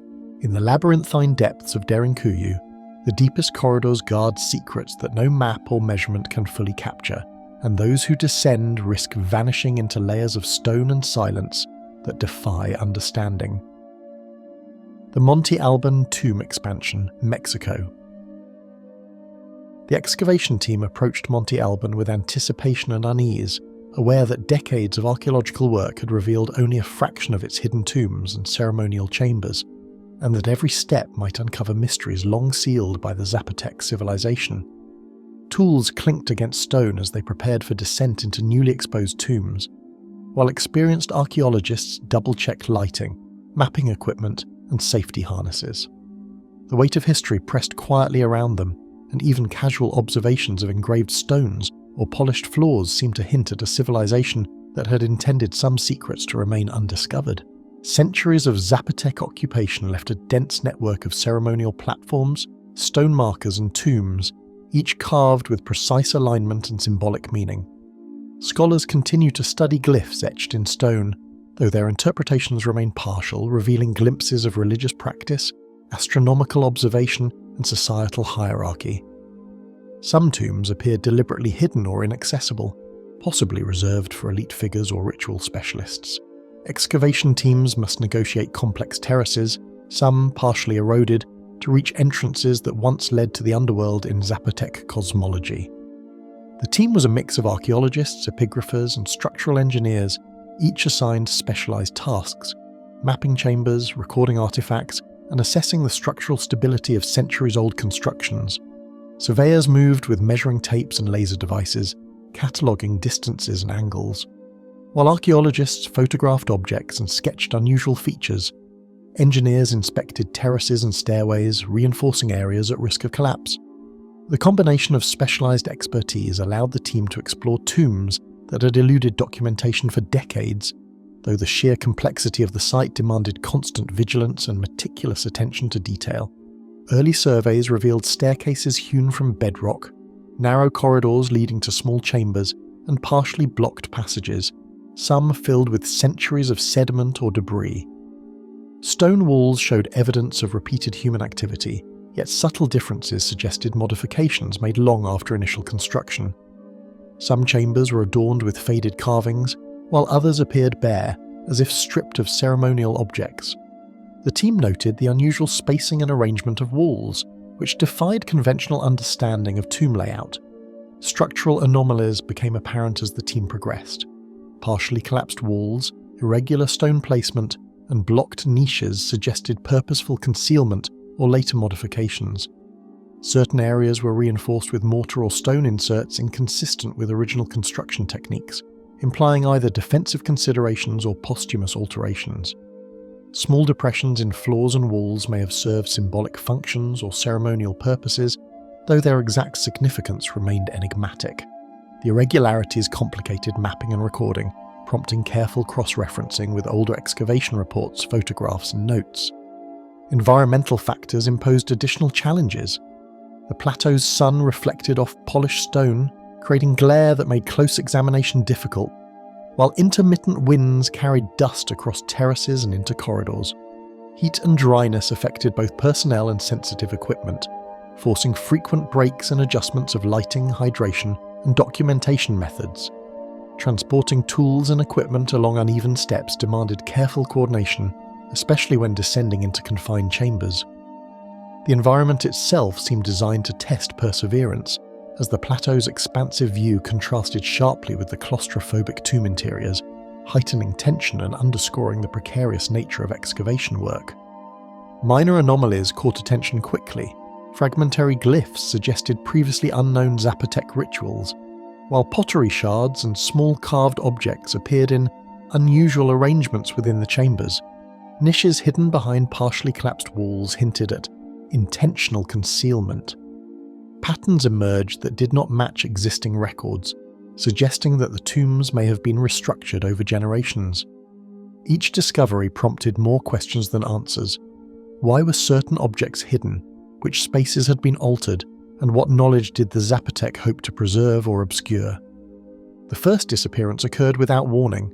A surveyor exploring a newly exposed chamber vanished, leaving only a faint trail of footprints and a lantern that flickered gently in the dust-laden air. Calls echoed unanswered, and no evidence explained the sudden absence. The remaining team members retraced every step, inspected niches, and examined every side passage, but no trace emerged. The incident shifted the excavation from a methodical exploration into a tense investigation, leaving each team member increasingly aware of the site's latent and unsettling potential. Search efforts intensified, yet corridors and terraces proved disorienting. Passageways previously navigated with ease now seemed irregular, with junctions misaligned and markings that guided earlier exploration appearing altered or absent. Dust patterns contradicted human movement, and faint echoes misled the team's perception of space. The labyrinthine nature of the tombs, coupled with past human modifications, made retracing steps unreliable. Team discussions highlighted a growing realization that the site itself, or factors unknown within it, may actively confound human understanding. Historical and archival records offered partial explanations but no certainty. Maps and sketches from earlier centuries documented known tombs, yet newer passages did not appear, while some previously recorded chambers were now inaccessible or collapsed. The alignment of terraces, staircases, and ceremonial platforms suggested deliberate organization, yet patterns in newly uncovered sections defied logical interpretation. Archaeologists debated whether certain alterations were defensive, ceremonial, or intended to confuse intruders, and whether these designs could relate to the unexplained disappearances occurring in modern excavations. Artifacts within the tombs deepened the enigma. Small ceremonial objects, incised pottery, and fragmented sculptures appeared deliberately placed, sometimes in hidden niches or along narrow corridors. Symbols etched into stone bore no direct translation, yet recurring motifs implied ritualistic purpose or coded meaning. The spatial arrangement of artifacts, combined with the tomb's irregular layout, suggested deliberate obfuscation or symbolic encoding, leaving the team to speculate about the beliefs and intentions of the ancient Zapotec people. As more team members disappeared under mysterious circumstances, tension and apprehension escalated.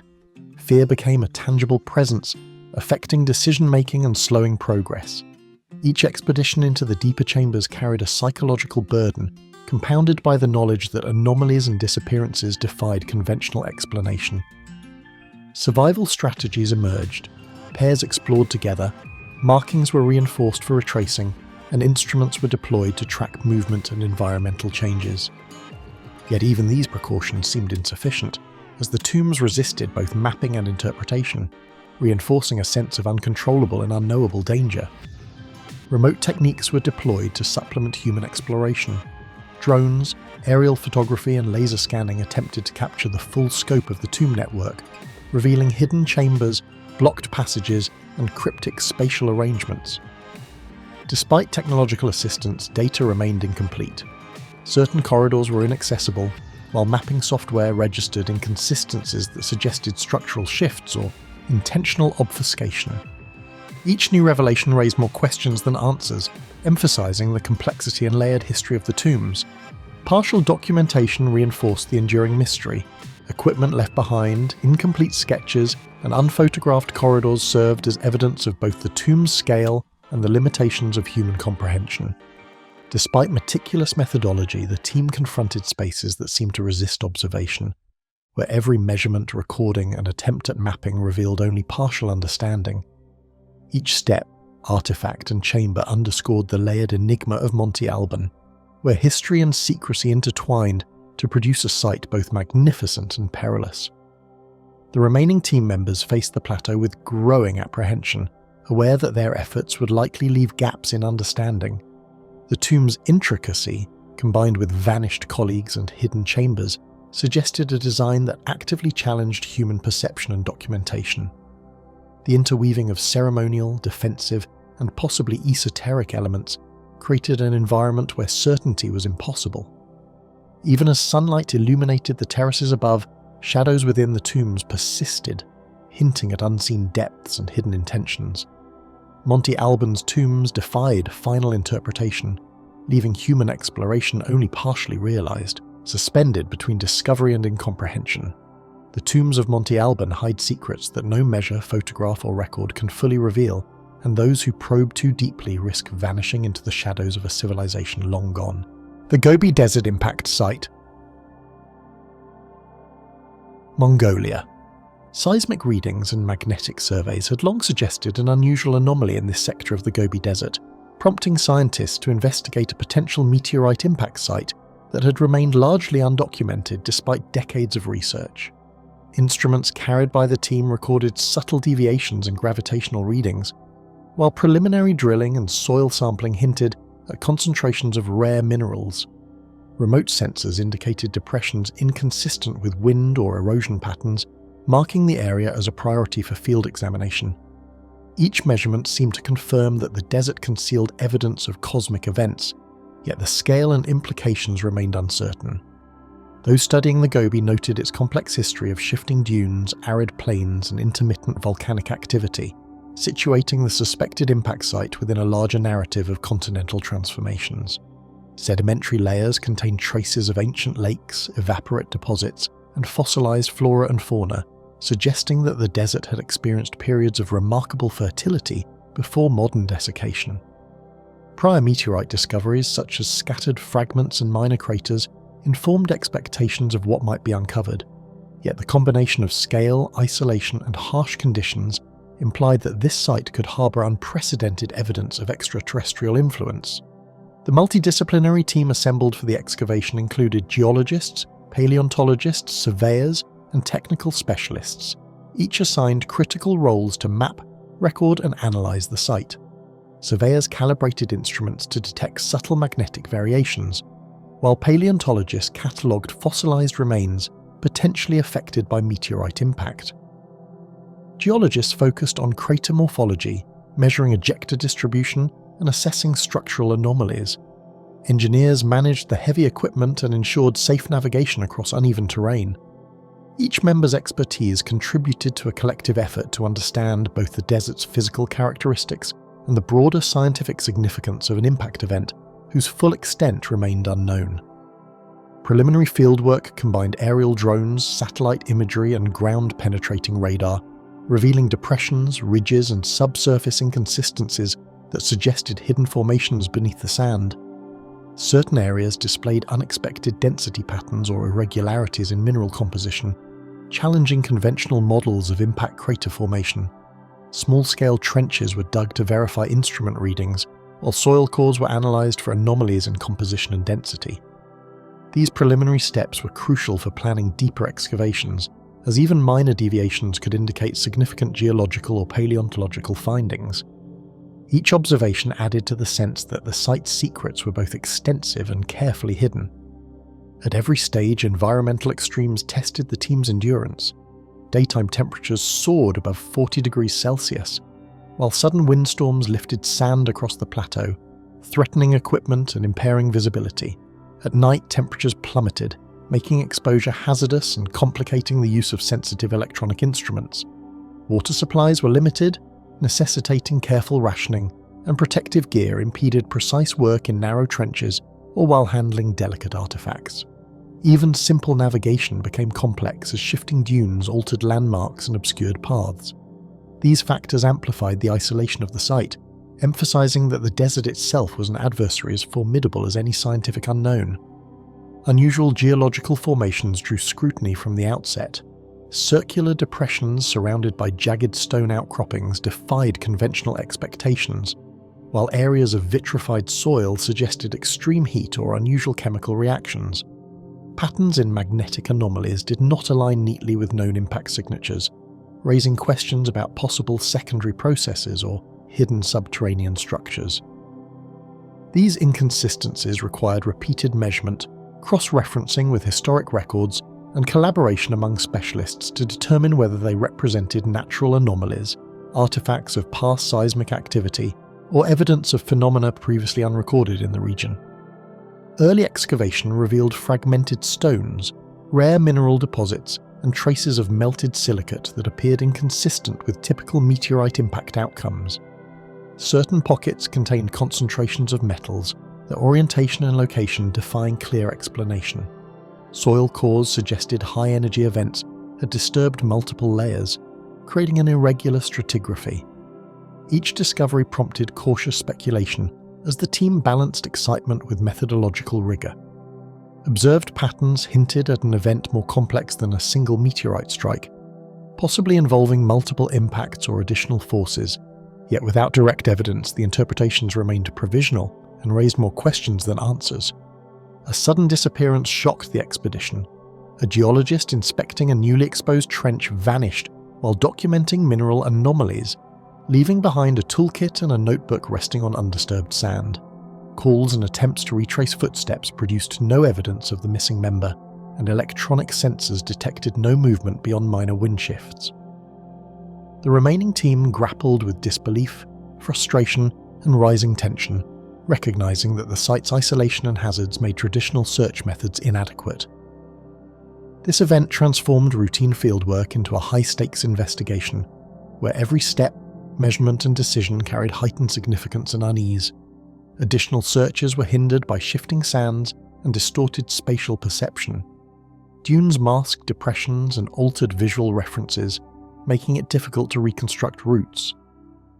Even sophisticated drones failed to capture some low-lying or concealed features, while sensors produced intermittent readings inconsistent with earlier data. The desert's natural dynamics combined with human-induced disturbances created an environment that seemed almost to confound systematic observation. Each unsuccessful attempt to locate the vanished geologist intensified anxiety, leaving the team aware that conventional understanding of both the terrain and the unfolding events might be insufficient. Archival research and local oral histories added layers of mystery. Nomadic accounts mentioned desert regions where travelers vanished, sometimes in areas with unusual rock patterns or meteorite fragments. Earlier scientific expeditions reported partial maps, fragments of observations, and records noting anomalous magnetic or seismic activity, though documentation was often incomplete. Cross-referencing these sources with current anomalies suggested that the desert had long concealed phenomena capable of perplexing even the most rigorous observers. Historical context implied continuity, raising unsettling possibilities about the interplay between environment, geology, and unexplained disappearances. Scientific anomalies intensified over time, instruments detected irregular magnetic fields and localized seismic tremors without corresponding natural explanations. Certain trenches exhibited elevated levels of heat or subtle electromagnetic fluctuations that defied conventional calibration. Teams began noticing patterns in wind-blown sand, where depressions appeared in ways inconsistent with prior measurements. These phenomena, persistent and unaccounted for, suggested that the site might harbour processes beyond established geological models. As the evidence accumulated, the desert seemed to resist comprehension, offering glimpses of complexity and danger that science alone could not fully interpret. Further disappearances occurred under equally baffling circumstances. Each event left personal equipment and instruments undisturbed, as if the individuals had been removed deliberately rather than lost to accident. Anxiety and fatigue spread through the team, altering decision-making and procedural adherence. Work slowed, and members doubled or tripled in pairs for safety, yet caution proved insufficient to prevent additional vanishings. The environment, anomalies, and human psychology intertwined to create a scenario where methodical investigation increasingly collided with the limits of perception, endurance, and understanding. Remote technology became a critical lifeline. Drones equipped with thermal imaging, laser mapping devices, and ground-penetrating radar provided partial coverage, yet large sections of the suspected impact zone remained hidden beneath dunes and sand deposits. Satellite imagery offered a broader context but lacked resolution to clarify subsurface features. Data from these sources revealed subtle depressions, irregularities in mineral distribution, and faint traces of prior disturbances, yet many anomalies remained unexplained. Reliance on technology underscored both the scale of the site and the inherent limitations of human exploration in an environment capable of confounding even the most sophisticated tools. Partial records and abandoned equipment reflected the ongoing enigma. Excavation logs, instrument readings, and photographic documentation were fragmented, with gaps corresponding to vanished personnel and inaccessible trenches. Analysis of these remnants suggested significant activity and discoveries that could not be fully corroborated. Patterns in anomalies persisted despite incomplete observation, emphasizing both the scientific value and the mysterious character of the site. Each piece of evidence, while potentially illuminating, reinforced the desert's ability to conceal as much as it revealed, leaving investigators with a profound sense of uncertainty and unresolved intrigue. By the conclusion of the expedition, the Gobi Desert had asserted itself as both a location of scientific opportunity and a place of inexplicable danger. The combination of vanished team members, anomalous geological features, and inaccessible terrain left an impression of a site resistant to full comprehension. Remaining instruments, partial maps, and recorded anomalies provided clues, yet the desert refused to yield complete explanations. Those who remained departed with questions unanswered, artifacts partially catalogued, and a deep awareness that human understanding might never fully penetrate the desert's mysteries. Where time, space, and natural forces intersect in unpredictable ways, the Gobi Desert holds traces of cosmic events and human curiosity alike, yet those who probe its secrets risk being claimed by the same sands that have hidden them for millennia. The Skara Brae Peripheral Dig, Scotland. Evidence of prior human disturbance emerged unexpectedly in subtle soil discolorations along the edges of Skara Brae, challenging assumptions about the settlement's boundaries. Though the central stone dwellings had been meticulously studied for decades, these peripheral areas remained largely unexamined. Small depressions, uneven compaction, and faint traces of post holes suggested a level of activity previously undocumented.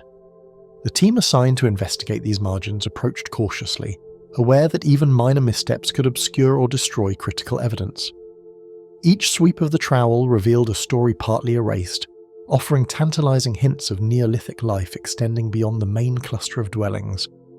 Archaeological texts describe the central dwellings in painstaking detail, yet marginal zones were often dismissed, leaving mysteries hidden in plain sight.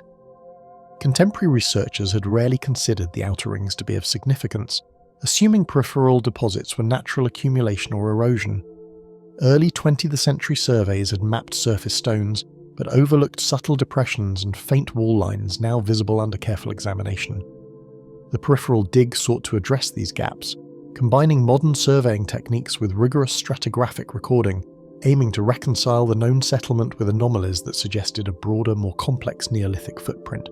Specialists in microstratigraphy and lithic analysis coordinated to examine minute anomalies, bringing precision and caution to the excavation of peripheral trenches. Soil samples were extracted layer by layer, sieved, and chemically analysed for organic residues, while every fragment of flint or pottery was catalogued with meticulous notes. The interplay between stratigraphy and artifact distribution revealed patterns inconsistent with previously established settlement models. Team members communicated constantly, updating field plans to accommodate discoveries that challenged prior assumptions. Each layer of soil became a narrative thread, exposing traces of activity both deliberate and forgotten, and underscoring how the peripheral zone might conceal stories inaccessible through conventional excavation.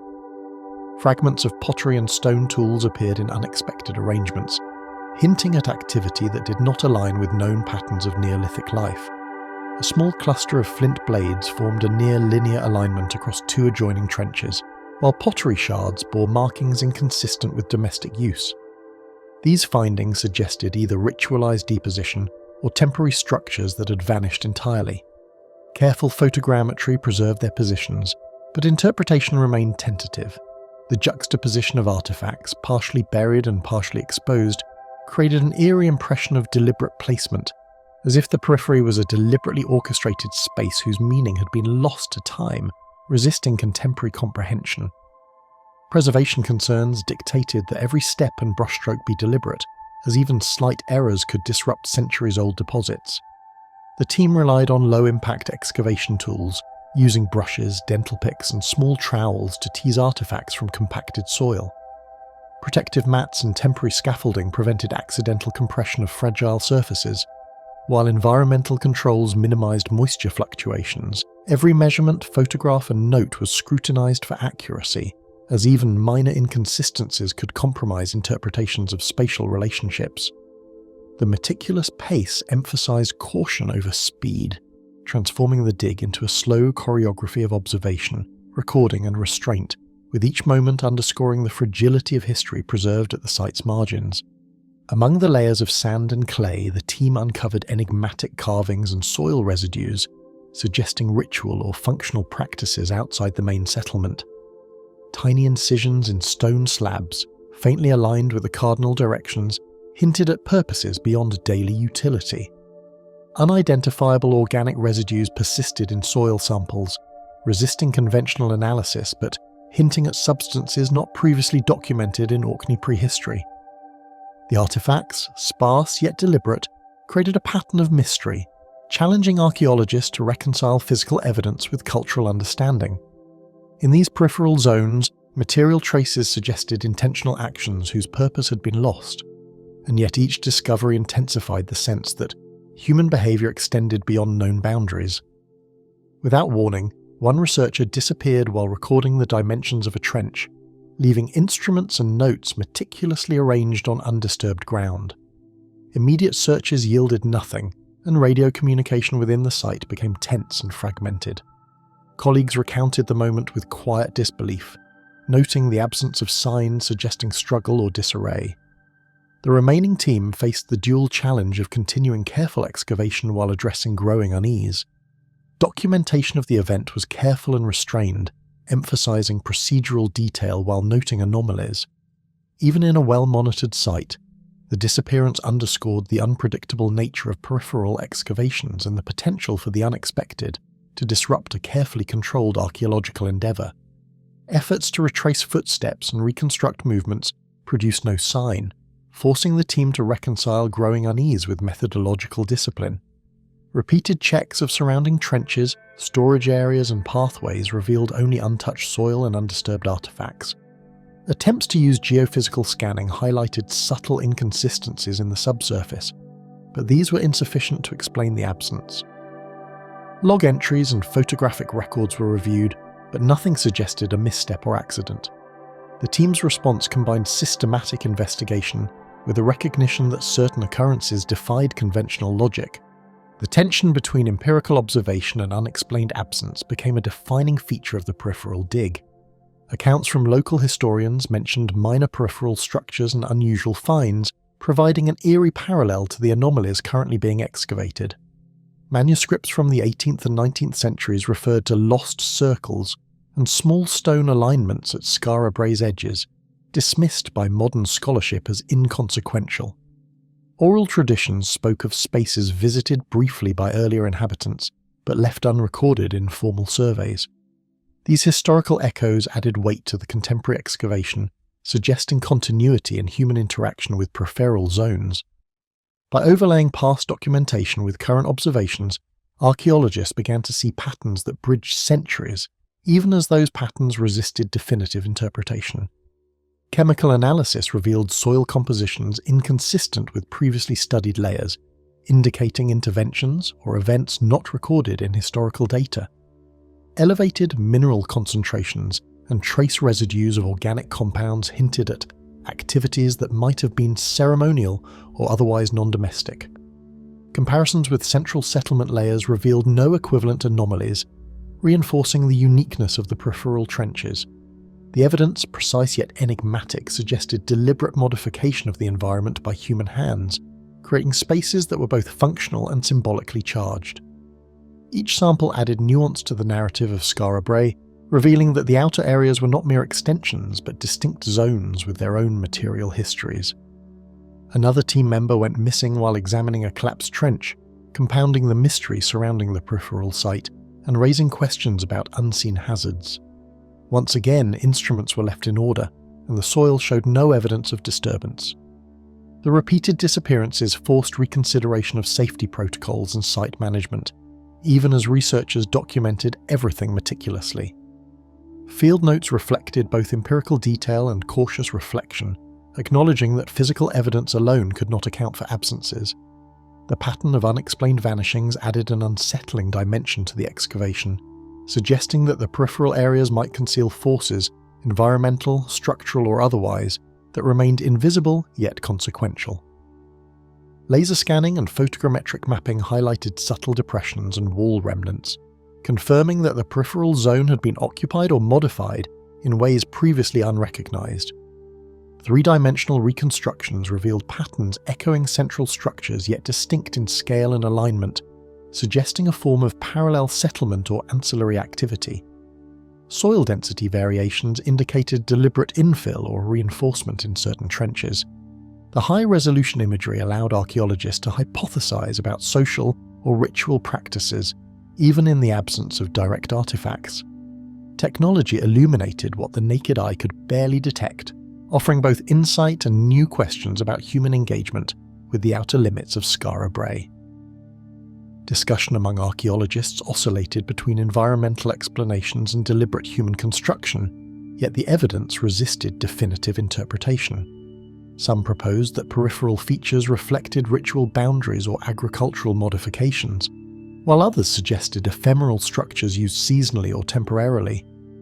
Every hypothesis contended with the reality of vanished team members, reinforcing a sense of unresolved tension. Scholarly debate unfolded alongside ongoing excavation, emphasizing both analytical rigor and acknowledgement of mystery. The dialogue balanced material evidence with interpretive restraint, illustrating how peripheral digs challenge conventional archaeological reasoning while leaving fundamental questions unanswered. Ultimately, work at the site was suspended, leaving partial records, scattered artifacts, and an unresolved narrative of activity that defied conventional understanding. Remaining trenches were backfilled carefully, preserving fragile layers while maintaining the potential for future exploration. Field notes and scans documented discoveries without forcing conclusions, preserving ambiguity in the historical record. Archaeologists departed with a sense of cautious awe, aware that peripheral zones could hold as much meaning as the main settlement yet remain elusive. The absence of definitive answers reinforced the fragility of human knowledge, underscoring how even well-studied sites may guard secrets beyond reach. Within the quiet peripheral reaches of Skara Brae, traces of vanished lives linger like shadows, hinting at stories too delicate and elusive to be fully unearthed. The Cahokia Mound Core Project. Untouched.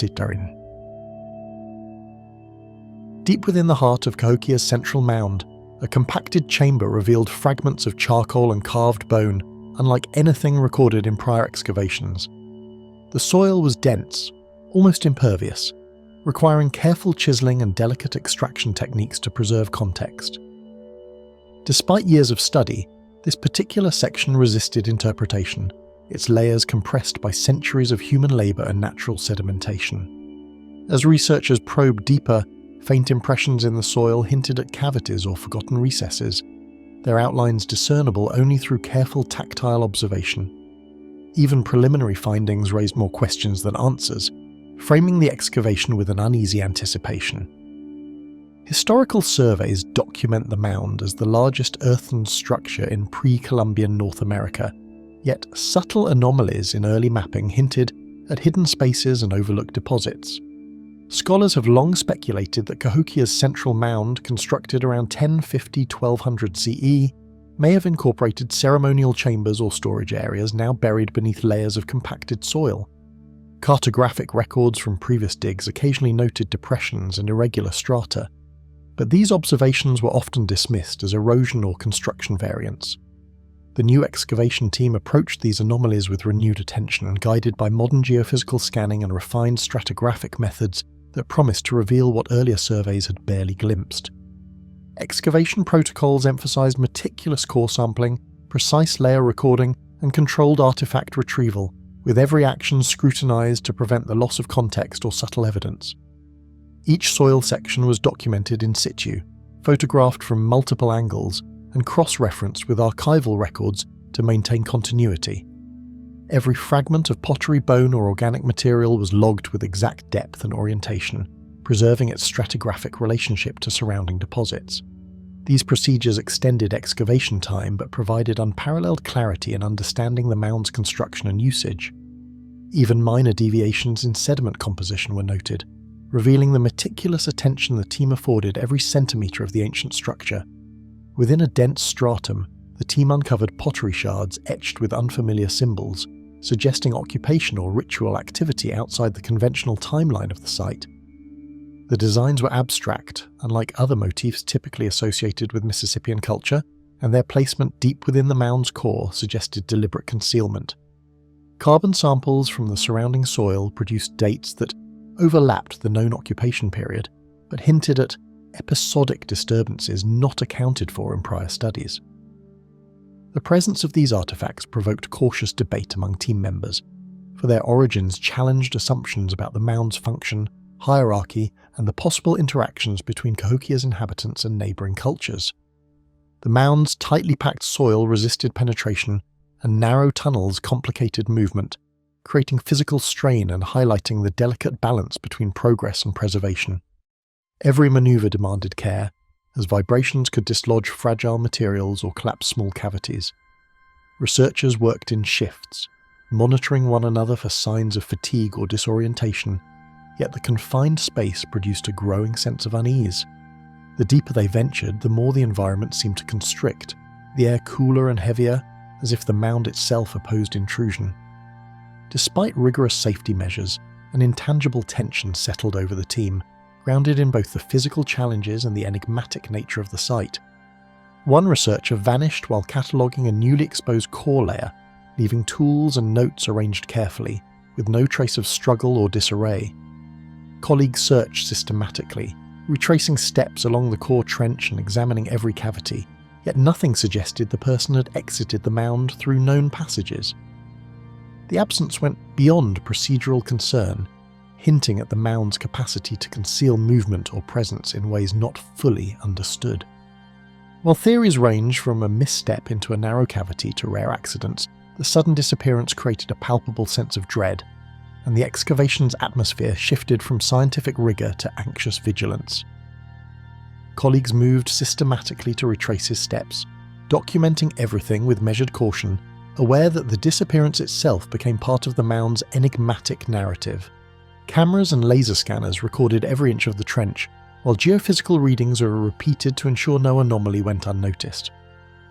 Team members communicated in hushed tones, exchanging observations and hypotheses without speculation, as each new scan or soil sample could provide clues to the vanished researcher. The methodical approach reflected both professional discipline and the necessity of preserving evidence, in an environment where one misstep could erase critical information from the mound's hidden record. Ground-penetrating radar and density scans revealed voids and irregular subsurface features, suggesting that hidden cavities or structural anomalies might explain both the artifacts and the missing team member. These features were irregular in shape and placement, inconsistent with previously documented post holes, storage pits, or ceremonial hollows. Sediment compaction varied unexpectedly, and pockets of organic material appeared where conventional stratigraphy predicted only inert soil. The anomalies complicated interpretation, forcing the team to question whether the mound's interior had been intentionally designed to obscure certain features, or whether centuries of soil deposition had produced unforeseen voids capable of concealing both objects and people. Archival accounts describe previous mound disturbances and incidental discoveries of small pits and ceremonial deposits, reinforcing the possibility that Cahokia's core hides long-forgotten features. Historic excavation reports occasionally mention chambers uncovered and promptly reburied, with little explanation for their structural content. These past findings, combined with anecdotal records of missing artifacts and overlooked anomalies, painted a picture of a site resistant to full understanding. As researchers cross-referenced contemporary discoveries with archival data, it became apparent that certain areas of the mound had consistently eluded documentation, lending credence to the idea that the core contained enduring mysteries inaccessible to routine excavation. A second disappearance occurred near a compacted deposit, compelling the team to pause excavation and re-evaluate procedures without sensationalizing the event. The individual had been examining a cluster of bone fragments and charcoal within a sealed context when they vanished, leaving only the faint imprint of a footprint in the soil.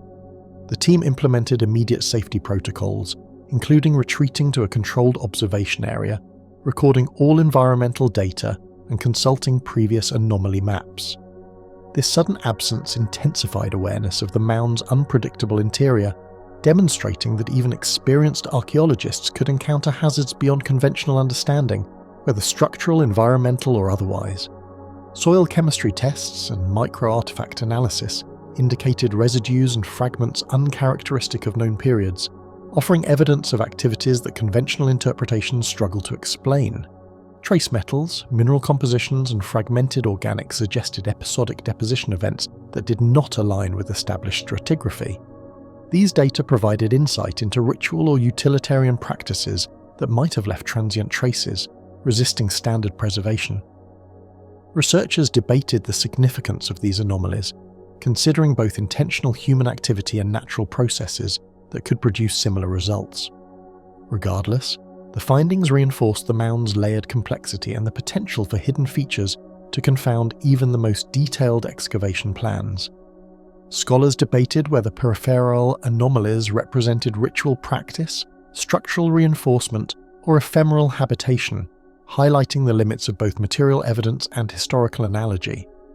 Interpretations ranged from temporary ceremonial use to secreted storage chambers, yet none fully accounted for the irregular voids and unusual artifacts.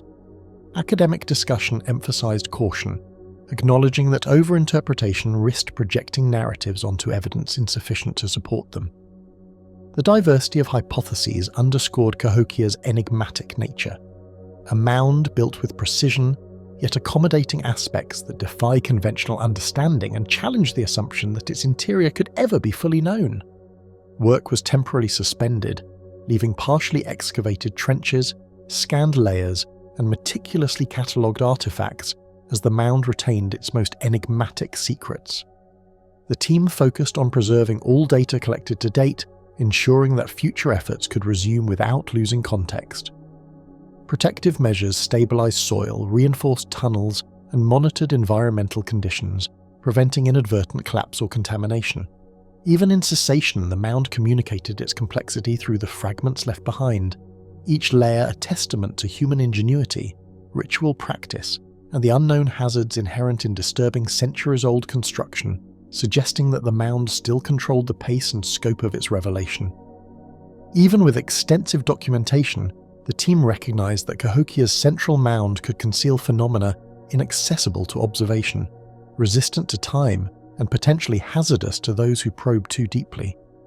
Despite technological assistance, human perception remained limited by compacted soil, voids, and the subtle interplay of artifacts and deposits. The mound's interior resisted complete understanding, with every excavation yielding more questions than answers. Researchers maintained meticulous records, aware that each anomaly represented a thread connecting present inquiry to past activity, yet also a reminder of the unpredictability and danger inherent in disturbing long-buried complex structures of human origin. The mound's core seemed to hold a silent memory, as if every displaced shard and compacted layer whispered of the vanished and the secrets they never returned to reveal. The Yonaguni submerged platform, Japan. Below the shifting tides of the East China Sea, toward the remote southern edge of Japan's Ryukyu archipelago, lies one of the ocean's most beguiling mysteries, the sprawling submerged formation off Yonaguni Island that has puzzled scientists and adventurers alike for decades. Known to some as the Yonaguni Monument, this vast arrangement of terraces, platforms and sharp angles plunges into water so clear that shafts of sunlight illuminate features that resemble broad stone plazas and monolithic steps. Its presence beneath the waves has sparked fierce debate among geologists and enthusiasts, but it was into this unsettled debate that a marine excavation team dove, never to return. In 1986, a local diver named Kihachiro Aratake first drew attention to the structure while exploring the seabed off Yonaguni's Arakawabana cliff, seeking new sites for the island's growing diving tourism. The formation he encountered was unlike typical coral or reef. Immense flat surfaces and near right-angle corners that suggested design rather than whimsy. Its greatest terrace, spanning well over 100 metres, rose from depths as shallow as 5 metres to as deep as 25 metres, a submerged labyrinth of stone that appeared to defy natural randomness. Marine geologist Masaki Kimura was among the first scientists to study the site in depth, mapping its contours and proposing that many of its features were not merely the result of geology, but of ancient human hands. Kimura pointed to what he interpreted as stair-like terraces, broad plazas, and even straight-line channels that he believed indicated intentional shaping by civilizations long lost to the rising sea.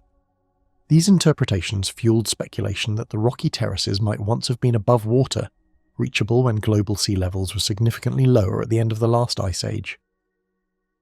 But such theories have always drawn controversy. Mainstream archaeologists and government agencies in Japan have been cautious at best, rejecting official recognition of the site as a cultural artifact and often leaving the Yonaguni monument out of formal historical records.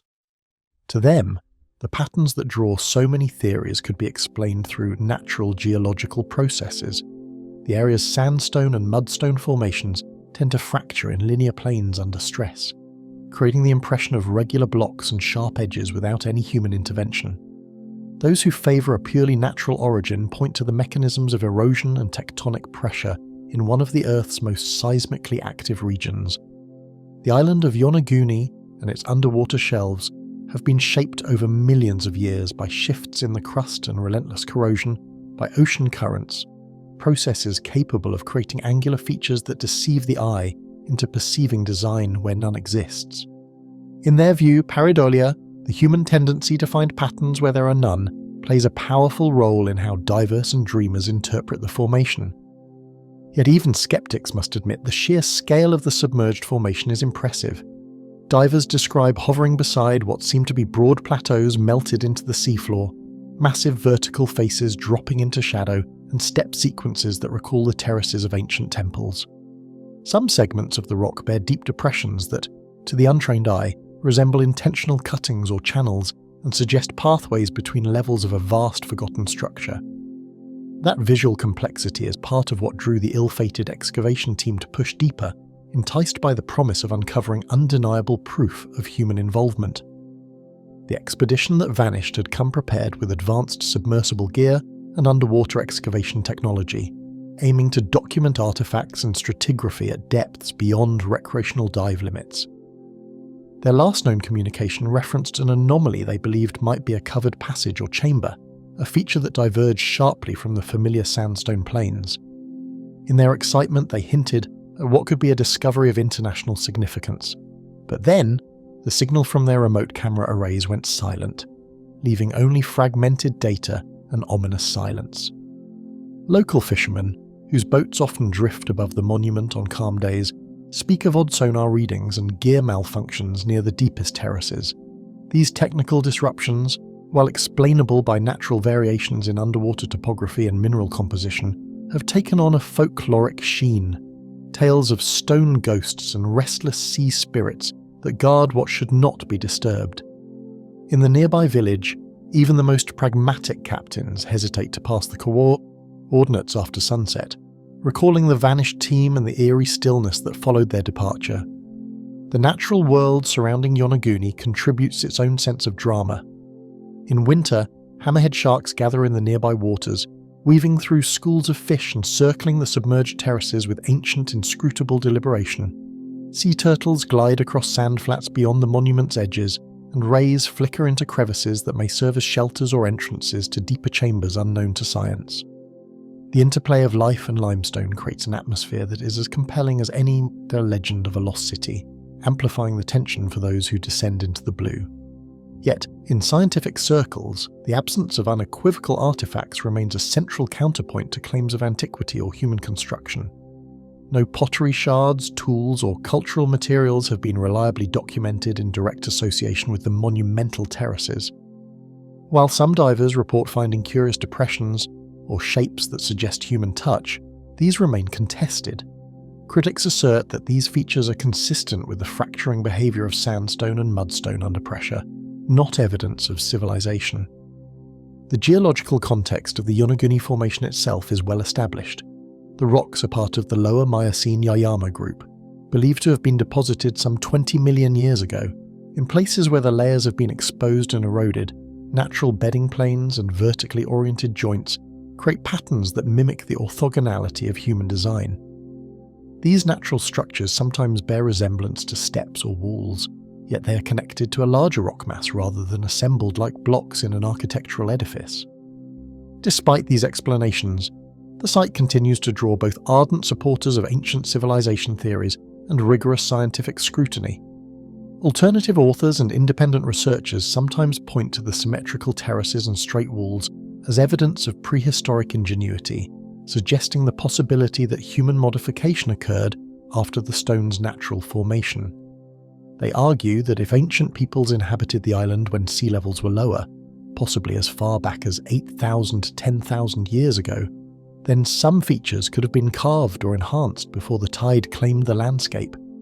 This interplay between natural formation and potential human agency has made Yonaguni a locus for fringe theory and cautious investigation alike.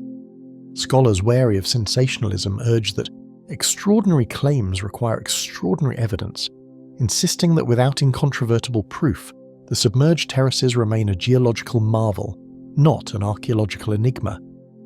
Yet the persistence of debate and the allure of a possibility that ancient history might harbour uncharted chapters keeps explorers returning to the site, even as whispers of the vanished team linger. To divers who have observed the formations firsthand, the sense of stepping into a place that feels both ancient and alien is overwhelming. In the dim underwater light, shadows cling to angles that should not exist, and corridors of rock draw the eye toward depths beyond easy exploration.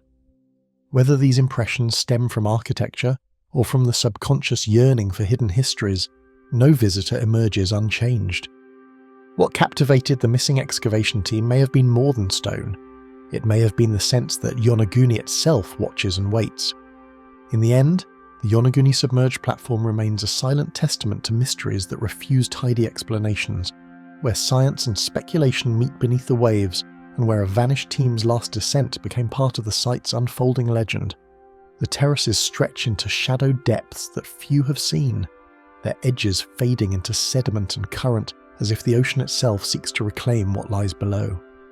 Divers who linger too long speak of a strange stillness, an almost palpable sense that the stone watches, that every passage could conceal something both ancient and unyielding, waiting patiently for the next intruder to disturb its quiet.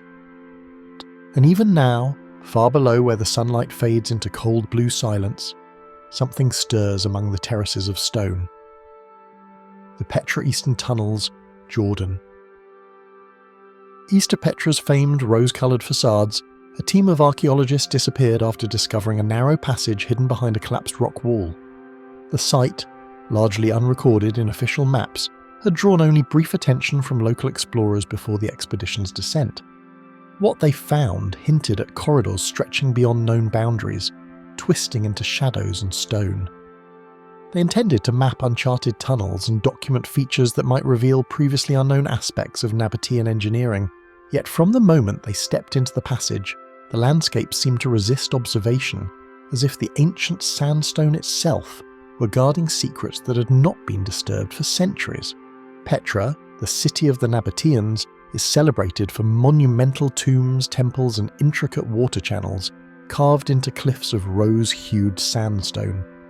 Yet, for all its renown, much of the eastern sector remains largely unexplored, with narrow fissures and hidden tunnels weaving a quiet network beneath the cliffs. Scholars note that these passages may have served practical purposes, drainage, storage, or secret access, but many remain untouched, their full extent unknown. The Vanished team had ventured into one such segment, drawn by anomalies in earlier surveys that hinted at hidden chambers and corridors extending far beyond conventional understanding. Inside the newly revealed passage, the explorers noticed stone surfaces marked with grooves and cuts that suggested deliberate shaping, not the randomness of natural erosion. Some walls bore shallow channels, possibly intended to guide water or delineate boundaries within the tunnel.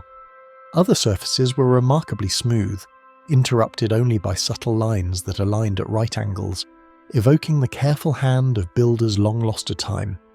These details, faint but unmistakable under torchlight, fueled the team's anticipation, convincing them that the tunnel might hold relics or inscriptions never before documented.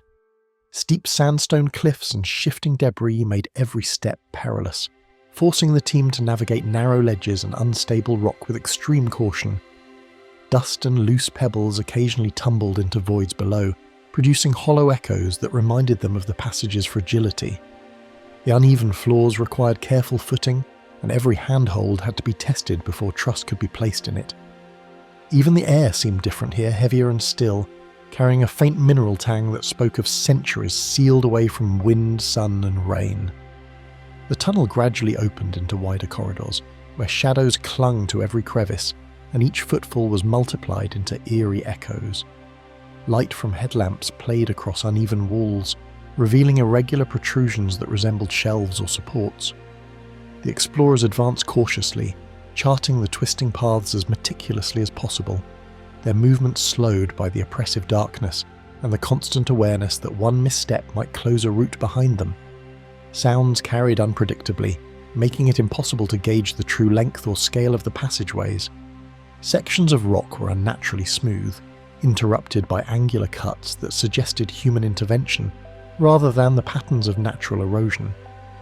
In some chambers, the floors sloped gently, almost as if designed to guide movement or control water flow, while walls occasionally converged into corners sharp enough to suggest corridors had been planned with purpose.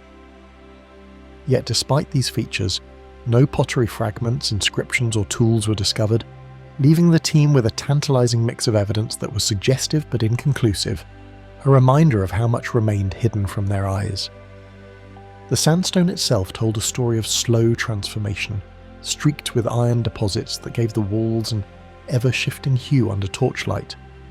Layers of varying hardness created subtle ridges and recesses, while mineral veins occasionally fractured into sharp lines that suggested purpose where none may have existed. Tiny crystals glimmered faintly when light caught them at certain angles, creating the illusion of carved patterns in the rock. These natural variations complicated the team's mapping, as what appeared to be intentional markings were often illusions born of the stone's composition, yet the interplay of colour and texture made the corridors feel simultaneously alive and ancient. Meandering passageways led them in loops, creating the unnerving impression that the tunnels resisted mapping or understanding. Corridors branched in multiple directions, some ending abruptly in collapsed sections while others narrowed so tightly that the team had to squeeze through single file. The twisting layout made it difficult to determine which path led deeper and which led back toward the surface, and the explorers began to notice subtle repetitions in rock patterns that made orientation increasingly disorienting. Villagers spoke quietly of secret chambers where Nabatean rituals were said to have taken place, warning that certain tunnels were never meant to be entered. Stories of echoes carrying whispers, Stones that seemed to shift subtly, and passages that reappeared differently than before circulated in hushed tones among locals. These accounts, whether legend or memory, added an intangible weight to the team's journey. The historical mystique of Petra seemed to merge with the natural complexity of its eastern cliffs, amplifying the sense of danger and the allure of discovery. Hidden channels and damp patches hinted at a subterranean microclimate, where traces of water had carved narrow rivulets along the walls over centuries. Occasional drips fell from the ceiling, producing faint echoes that carried farther than expected in the confined space, and thin layers of moisture made the sandstone slick underfoot. Some areas were noticeably cooler and heavier, with a faint earthy scent that spoke of long-sealed humidity. These subtle variations transformed the tunnels from simple stone passages into an unpredictable environment, where every step and every breath reminded the explorers that nature had quietly shaped the corridors into a space as challenging and unknowable as the mysteries they sought to uncover. Flashlights dimmed inexplicably, and mapping instruments faltered as the team advanced, leaving them to rely on memory and careful observation within the twisting corridors. Readings from laser measurement tools fluctuated unpredictably, while digital compasses seemed to spin at odd angles. Even the simplest tasks, such as marking walls or recording positions, became uncertain under the tunnel's peculiar conditions. Each technological failure magnified the psychological tension, making the explorers increasingly aware of how little they truly understood the hidden environment around them. Their final log described entering a chamber where the walls constricted sharply, producing an oppressive sense of enclosure, and then all communication abruptly ceased. The expedition team, skilled and experienced, had vanished without a trace. Support staff searching for signs of progress found no equipment left behind, no personal items dropped in haste. Only the knowledge of the passage's existence remained, haunting maps and journals that recorded the last coordinates before silence took over. Experts remained divided on whether the corridors are natural fissures widened by erosion or the work of human hands, with no decisive evidence to settle the question. Geological surveys reveal that Petra's sandstone is prone to cracking along vertical planes, yet the presence of right-angled intersections and smooth terraces complicates the explanation. Archaeologists argue that a combination of natural and human factors could explain the passageways, but without physical artifacts, the interpretation remains speculative, leaving the tunnel suspended between natural formation and historical mystery. Later expeditions could only partially trace the vanished team's route, encountering collapsed sections and labyrinthine turns that defied complete exploration. Attempts to map or measure the tunnels accurately were thwarted by falling debris and unpredictable passage orientations. Guides reported that areas once marked were no longer accessible, or seemed to shift subtly after each attempt. The network remained incomplete, a fragmented puzzle where each piece hinted at a larger unseen whole, and where human presence seemed ephemeral against the enduring stone. Visitors to the tunnels speak of an oppressive stillness, a lingering presence that seems to record each movement and echo within the narrow halls. Some describe an almost conscious awareness in the air, as if the rock itself watched intruders. The claustrophobic corridors amplify sound and shadow, leaving a lasting impression that the tunnels are more than just voids in stone. They are spaces that seem to exist independently of time, bearing the imprint of countless unseen centuries. The eastern tunnels remain an enigma. Their twisting corridors and hidden chambers a stark reminder that Petra continues to harbour secrets beyond centuries of scholarship. Each attempt to illuminate their full extent only deepens the mystery, leaving explorers to wonder whether the vanished team discovered something extraordinary, or whether the desert simply reclaimed them as part of its ancient vigilance. Far from the city's sunlit streets, a dark corridor lies untouched, guarding mysteries that have never been spoken aloud. The Siberian Ice Tomb, Russia. In the frozen expanse of northern Siberia, an excavation team vanished while uncovering a burial chamber sealed for centuries within glacial ice. The region is sparsely inhabited, with only seasonal scientific outposts and scattered settlements, and the expedition was among the few organised attempts to study untouched permafrost tombs. The team, composed of archaeologists and glaciologists, had tracked subtle surface anomalies visible through satellite imagery, marking what they believed could be the remains of a human-constructed chamber. As they approached the site, The relentless Arctic wind cut through their clothing, and the pale horizon seemed unending, amplifying the sense of isolation and the precariousness of what lay ahead. The region is home to some of the world's most remote archaeological sites, where Scythian and Yakut peoples left burial practices preserved in permafrost and snow. Graves had been found here before, typically containing wooden coffins, metal ornaments, and organic materials remarkably intact due to the extreme cold. Yet each discovery required careful navigation through glaciers, tundra, and areas of unstable ice, making expeditions perilous. The Vanished team aimed to uncover one such structure that appeared partially exposed after a minor glacial shift. A formation that suggested a layered ice encasement, protecting whatever lay within. Satellite imagery and melting ice exposed unusual shapes along the tundra, drawing the team to a site where the ice seemed unnaturally layered over geometric forms. Subtle ridges and depressions hinted at a hidden chamber, and high-resolution images showed faint lines cutting across the snow and ice surface, suggestive of an underlying rectangular structure. These patterns contrasted sharply with the irregular flow of the surrounding glacier, convincing the team that they were dealing with something deliberately constructed, not merely the accidental alignment of natural ice. Blizzards swept across the landscape without warning, forcing the team to navigate treacherous crevasses and brittle ice shelves that could collapse beneath their weight. Visibility often fell to a few meters, and instruments designed for mapping terrain occasionally failed in sub-zero temperatures. Even the most experienced members were forced to slow their pace and check every step, acutely aware that one misjudged movement could send them plunging into the hidden depths below. The harsh Arctic conditions were not only a physical challenge, but an omnipresent psychological pressure, heightening the sense that the ice held its secrets jealously. Chisels and thermal tools carefully removed surface ice, revealing hints of wooden structures and possible coffins. While frost clung to every crevice and tool alike, the team meticulously documented each layer of ice, noting variations in density, trapped bubbles, and subtle shifts in coloration.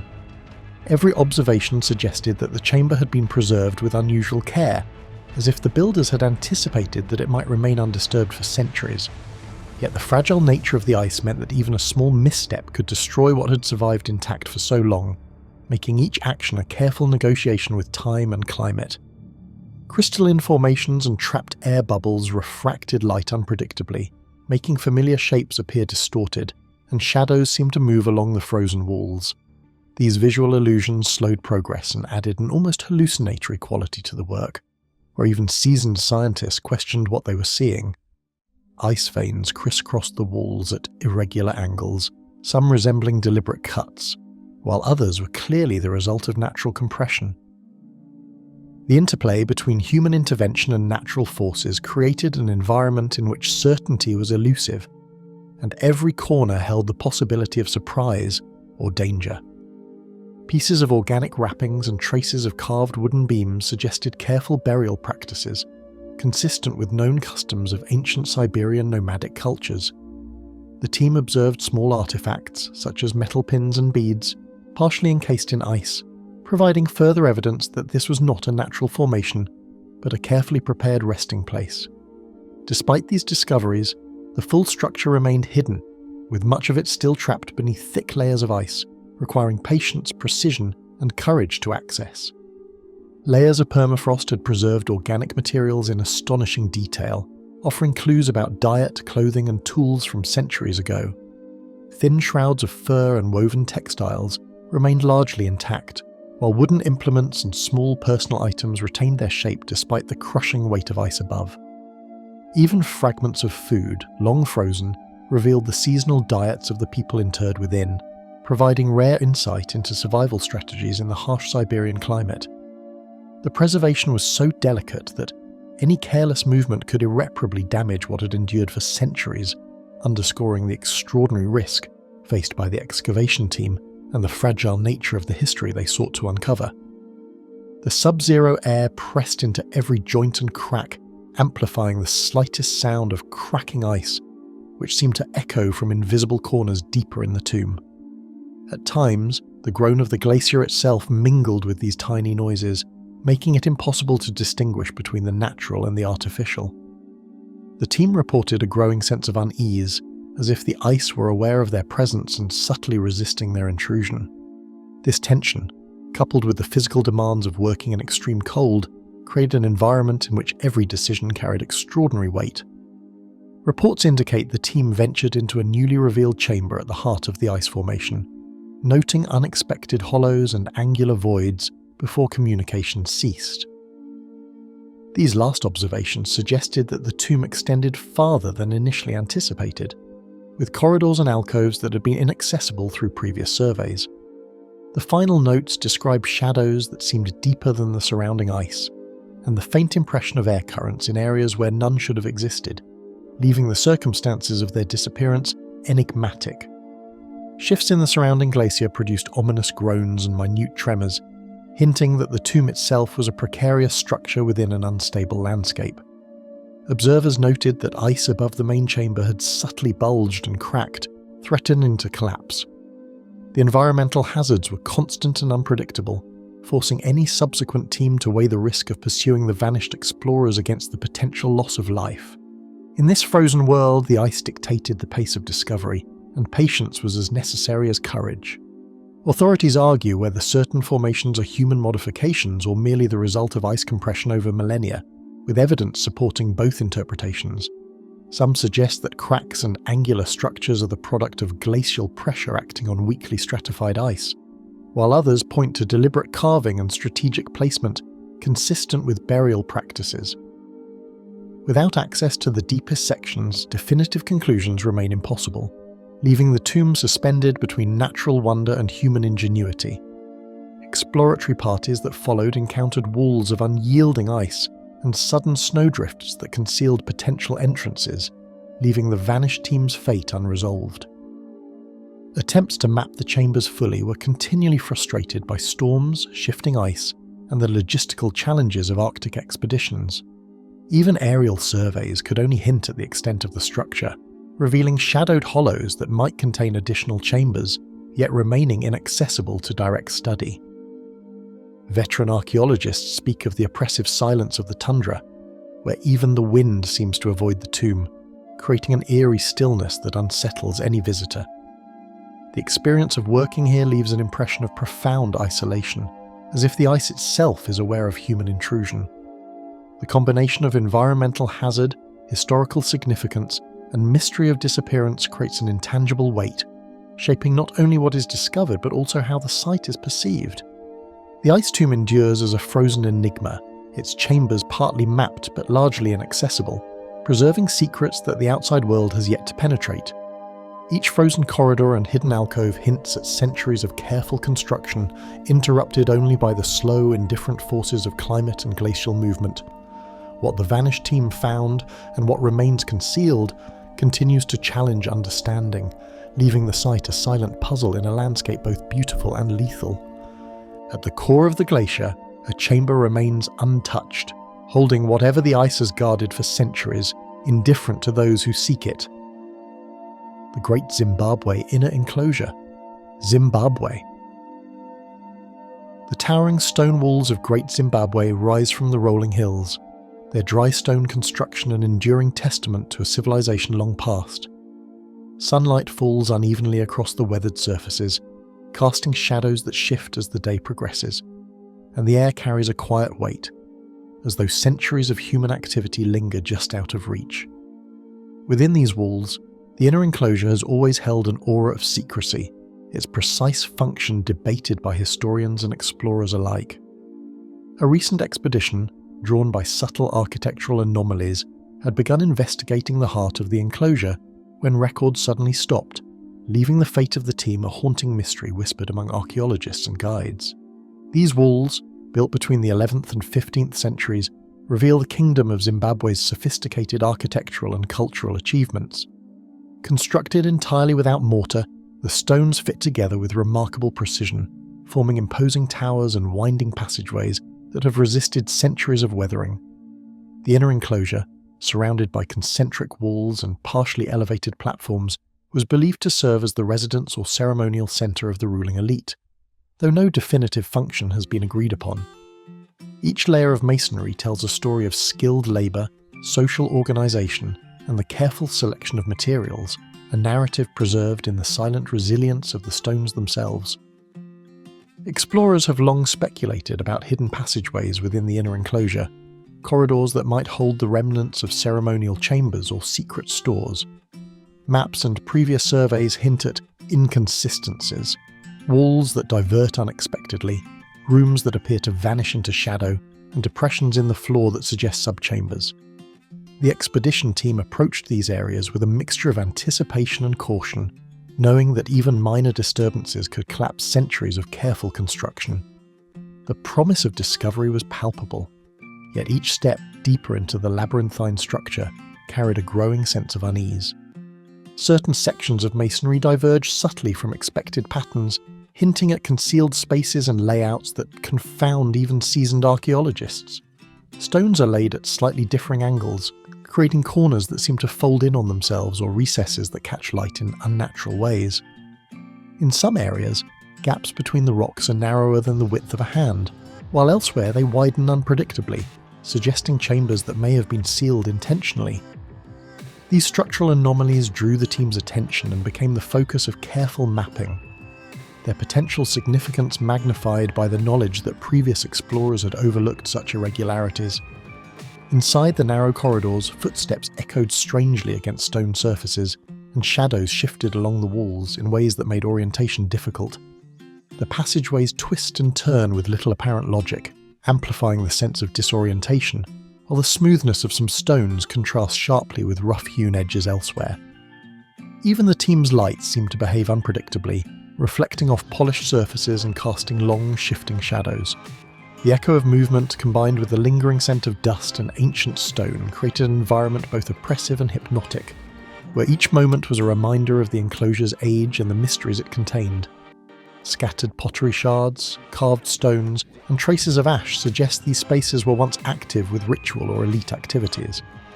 The team found fragments of finely worked ceramics, some etched with geometric patterns, others bearing designs that hint at symbolic or ceremonial use. Traces of organic residue and small ash deposits hinted at ritual fires or offerings, their precise meanings lost to time.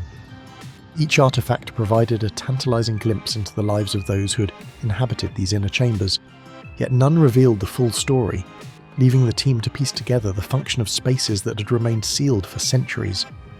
Vaulted ceilings and carefully aligned stones indicate intentional designs whose purpose has been lost to time. In some chambers, the walls curve subtly to create hidden niches, while overhead arches suggest knowledge of load distribution and architectural sophistication rarely attributed to the period. These features prompted debate among the team about whether certain chambers were used for storage, ceremonial purposes, or both. The precise alignment of stones, combined with the irregularity of other sections, created a tension between deliberate design and apparent randomness, deepening the mystery of the inner enclosure. The weight of centuries presses in silently, and the inner rooms absorb sound, leaving a ghostly stillness in which even a whisper seems amplified. Every footfall produces subtle vibrations that echo unpredictably, and the light from torches flickers along the stones, revealing surfaces smoothed by centuries of exposure yet textured with carvings or chips that hint at human intent. The oppressive atmosphere, intensified by the silence and isolation of the site, weighed on the explorers' nerves, making the chambers feel alive in a way that was both thrilling and unsettling. The excavation team entered one of the newly uncovered chambers, documenting its architecture and cataloguing small finds before their notes and recordings abruptly ceased, leaving their fate uncertain. They had discovered a series of interconnected rooms hidden behind a partially collapsed wall, with evidence of previous access yet no indication of who had entered. Light, sound, and even the faintest air currents seemed to behave unusually within these chambers, prompting the team to proceed cautiously. Their final entries describe shadows moving in ways that did not correspond to light sources, and a sensation of the walls closing in, a phenomenon never conclusively explained. Loose stones and depressions in the flooring suggest hidden voids or unstable sections, adding physical risk to the already enigmatic environment. Some areas appeared as if partially excavated by human hands, while others seemed naturally eroded, creating passages that could give way without warning. The risk of collapse was compounded by centuries of settling, weathering, and minor seismic activity. meaning that even the most experienced members of the team faced danger with each step. This combination of fragility and mystery made exploration a careful balance between curiosity and self-preservation. Experts continue to debate whether these inner spaces were intended for storage, ritual, or defense, with little consensus emerging. Interpretations range from granaries hidden within fortified walls to sacred chambers used by elite rulers, with evidence for both possibilities scattered unevenly throughout the enclosure. The ambiguity of the site reinforces the sense of unresolved tension. Even modern technology and careful archaeological methods cannot fully reveal the intentions of those who built the inner enclosure, leaving questions that may never be answered.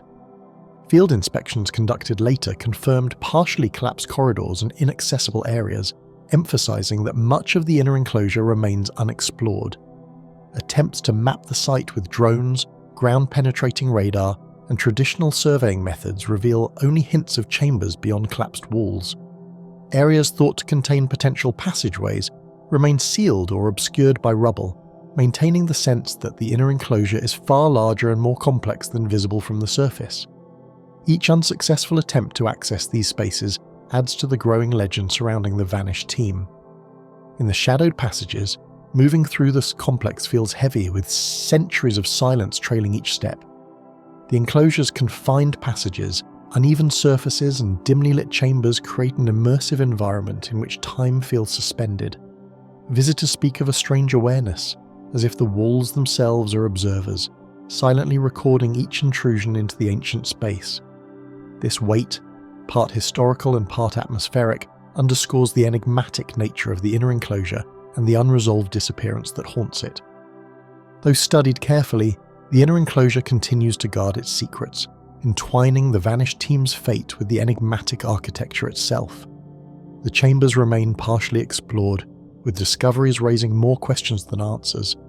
Every corridor, niche, and hidden alcove seems deliberately designed to obscure rather than reveal, leaving archaeologists and historians with only fragments of understanding.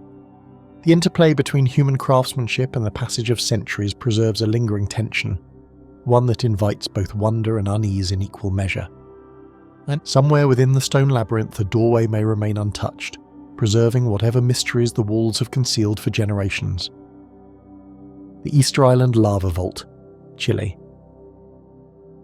The air inside the newly exposed lava broya vault carried a damp metallic tang, and the narrow corridor seemed to swallow every sound, leaving only the faint scraping of boots against rock.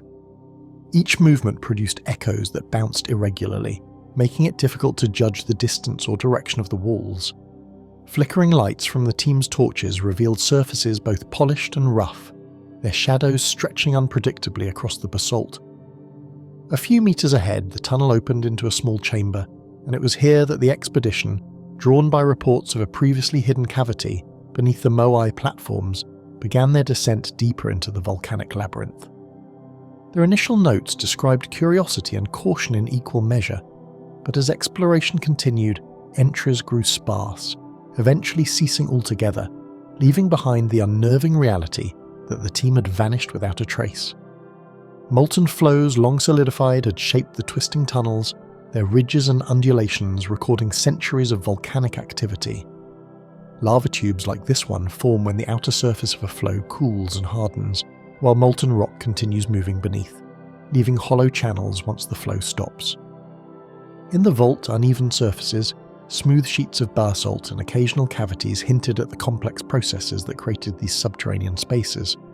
Scholars note that while lava tubes exist in many volcanic regions, few intersect directly with human settlements or ceremonial structures as they do here on Rapa Nui, amplifying the sense of mystery surrounding this discovery.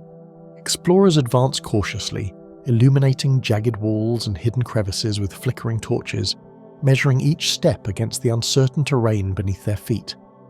The floor was uneven, sometimes sloping abruptly, sometimes interrupted by protruding rock or collapsed sections. A misstep could have caused injury, or worse, in these confined, unpredictable spaces.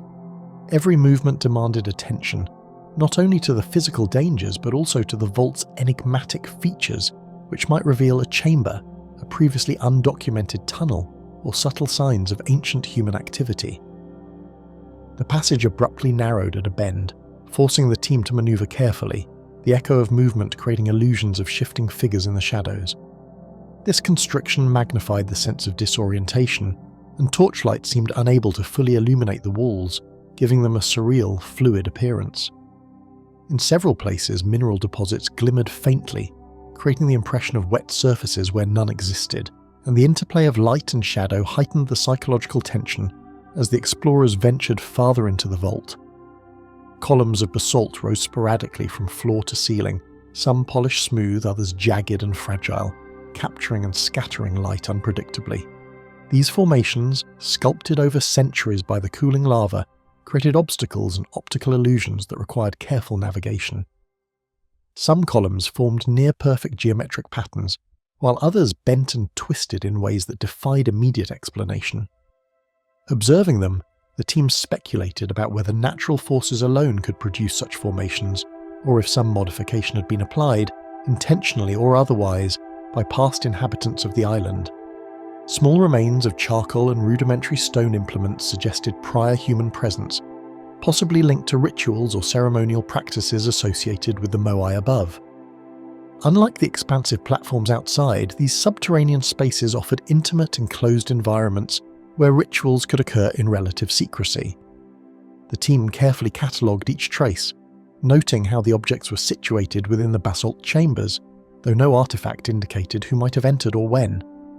Even these faint signs of past activity carried a palpable aura of mystery, as if echoing the vanished explorer's own uncertain journey into the vault. Faint etchings on the basalt walls suggested deliberate markings, possibly related to navigation, ritual, or record-keeping, though their meanings remain undeciphered. Some carvings resembled abstract symbols rather than pictograms, and their placement, often near narrow junctions or chamber entrances, hinted at intentional positioning. Archaeologists have noted that similar marks exist in other lava tubes on the island, but the concentration here, adjacent to moai platforms, is unusually high. The team carefully photographed and mapped each etching, speculating that they may represent instructions, warnings, or ceremonial guides, adding another layer of human interaction with an already enigmatic subterranean environment. Air pockets trapped within the cavern produced sudden gusts, while loose stones above threatened to fall with the slightest disturbance. The team quickly learned to anticipate unpredictable drafts and shifting rocks, understanding that the vault's natural instability added a constant layer of danger. In several areas, ceilings hung precariously, and the walls appeared to have been eroded or altered in ways that increased the risk of collapse. These environmental hazards combined with the darkness and confined space to create a tension that was physical, psychological, and ever-present. Every sound echoed unpredictably, amplifying distant dripping water or shifting stones and creating illusions of movement in the shadows. The explorers reported moments when they thought they saw figures flicker in peripheral vision, only to realize it was the play of light on the irregular surfaces. The echoing chamber magnified whispers into unintelligible murmurs, and even the rhythmic clink of tools against basalt seemed to vanish into the darkness. Each sensation reinforced the surreal nature of the vault and the difficulty of accurately perceiving one's surroundings. The team pressed deeper into branching tunnels, noting unusual formations and hidden niches, before their notes and recordings abruptly stopped, leaving no further trace. They had discovered a chamber that widened unexpectedly, revealing an expanse of rock smooth enough to suggest human shaping, but this observation was never fully explained. Subsequent entries hint at a strange quality of air and sound in this section of the vault, though details grow sparse and fragmented. The sudden silence of their records remains one of the most compelling aspects of the mystery, leaving both the vault and the team's fate unresolved. Some tunnels widened unexpectedly, forming hidden cavities with smooth walls that contrasted sharply with the rugged basalt of adjoining passages. These unusual features drew the team's attention, prompting careful mapping and extensive photographic documentation. Certain cavities appeared artificially enhanced, though no definitive evidence confirmed deliberate modification. The presence of such anomalies reinforced the notion that the vault could hold spaces unseen by previous explorers, raising questions about their purpose and the reasons for the vanished team's last descent. These subterranean spaces provide rare insight into the intersection of natural geological phenomena and potential human ceremonial use, offering glimpses into the cultural life of Rapa Nui. Archaeologists note that while Moai platforms dominate studies of the island, underground spaces remain largely unexamined, leaving much about ancient rituals and daily activity unknown. Lava vaults like this one might have served as ritual chambers, storage areas, or protective shelters, though evidence is fragmentary and inconclusive. Their discovery challenges assumptions about how the island's inhabitants interacted with both the volcanic terrain and sacred monuments above. Later investigations, employing ground-penetrating radar and climbing equipment, confirmed that several tunnels remain blocked or unstable, leaving vast sections unexplored. These findings reinforced the enigma of the vault, indicating that the team's disappearance could have occurred in any of these inaccessible areas.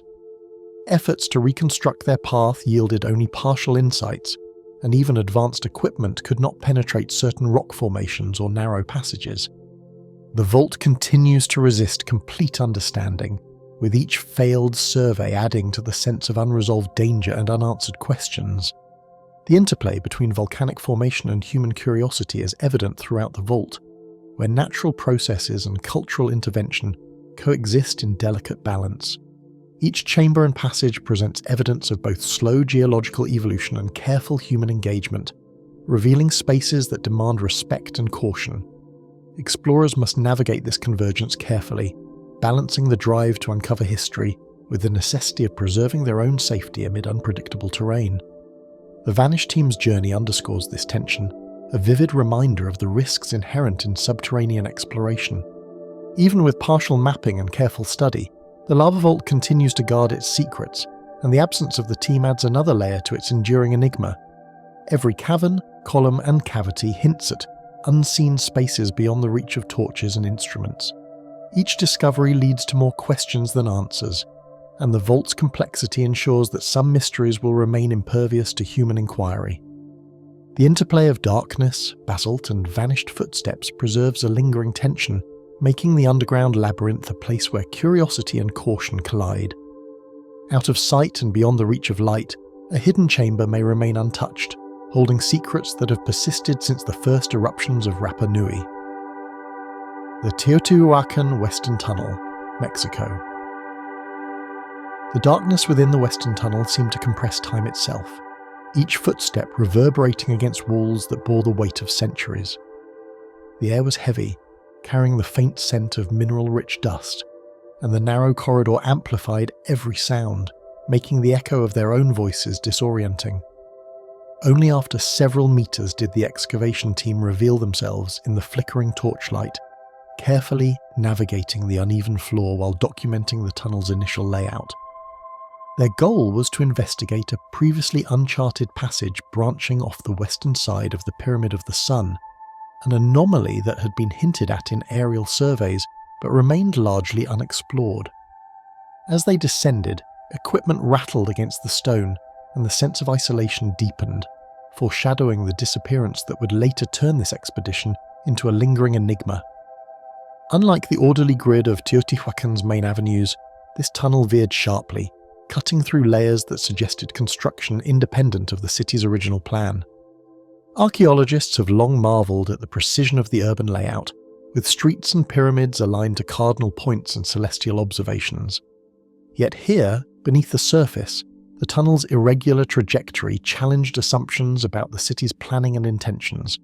Some researchers speculate it may have served an as yet undetermined purpose potentially related to underground ceremonies, storage, or hidden access routes that remain obscured by centuries of sediment and debris. Torches flickered against uneven stone, revealing narrow passages that expanded into unexpected chambers, their surfaces bearing faint impressions of ancient tools. The explorers noted marks consistent with obsidian chisels, while subtle indentations suggested careful shaping rather than accidental wear. In several places, walls formed corners at unusual angles, diverging from the predictable patterns above ground. Every step forward required careful attention, as sudden drops or jagged rocks threatened both safety and the integrity of the artifacts being documented. The tunnel's irregular design created a sense of constant tension, heightening awareness of both the environment and the unseen forces that had carved it.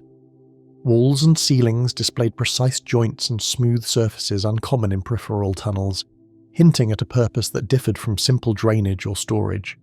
Sections of basalt appeared cut and polished with remarkable care, forming corridors that widened into chambers of irregular proportions. In some cases, walls incorporated recesses or niches that could have accommodated offerings, sculptures, or ritual paraphernalia. The precision of construction indicated both advanced knowledge of stone manipulation and deliberate intent, leaving the team to speculate whether these chambers were integral to ceremonial practices or part of a broader concealed infrastructure. Air grew dense and slightly cool as the team progressed, and every step risked dislodging loose rocks or disturbing unstable floor sections. The tunnel's microclimate differed noticeably from the surface, with pockets of dampness that clung to clothing and equipment. Explorers reported subtle drafts that shifted direction unpredictably, hinting at hidden cavities or side passages beyond the reach of immediate observation. Even minor disturbances caused loose gravel to slide or echo, amplifying the psychological strain and the sense that the tunnel itself was an active, breathing presence. Shards of clay, worn obsidian flakes, and traces of mineral pigments indicated human activity, though their exact function or age remained unclear. These findings were scattered unevenly, often clustered in chambers or at junctions where corridors branched off, suggesting deliberate placement rather than accidental loss. The pigments, red and ochre in hue, showed signs of faint geometric patterns, although none were fully decipherable. Each artifact added to the story of past human interaction, yet the narrative remained incomplete, leaving open the possibility of ceremonial, utilitarian, or symbolic purposes that modern understanding has yet to decode. Etched symbols and faint geometric patterns appeared on select walls, their purpose unclear but remarkably precise, hinting at knowledge of astronomy or ritual coding. Some markings aligned with celestial points, such as the solstices, suggesting the tunnel may have served a dual purpose as a ceremonial corridor and an observational tool. Researchers note that similar symbolic arrangements exist elsewhere in Teotihuacan, yet the concentration within this western tunnel is unusual, and their meanings remain undeciphered. The team meticulously recorded these impressions, speculating that the symbols could guide movement, mark sacred spaces, or communicate instructions, adding another layer of mystery to the vanished explorer's last journey. The tunnel's trajectory did not conform to the city's strict north-south and east-west grid, raising questions about why it had been constructed with such irregularity. Archaeologists noted that deviations like this could indicate specialized functions, areas intended for private ritual activity, or secret access points known only to select groups. The lack of alignment with surface structures suggested a hidden layer of urban complexity, one that the vanished team was attempting to chart in painstaking detail before disappearing.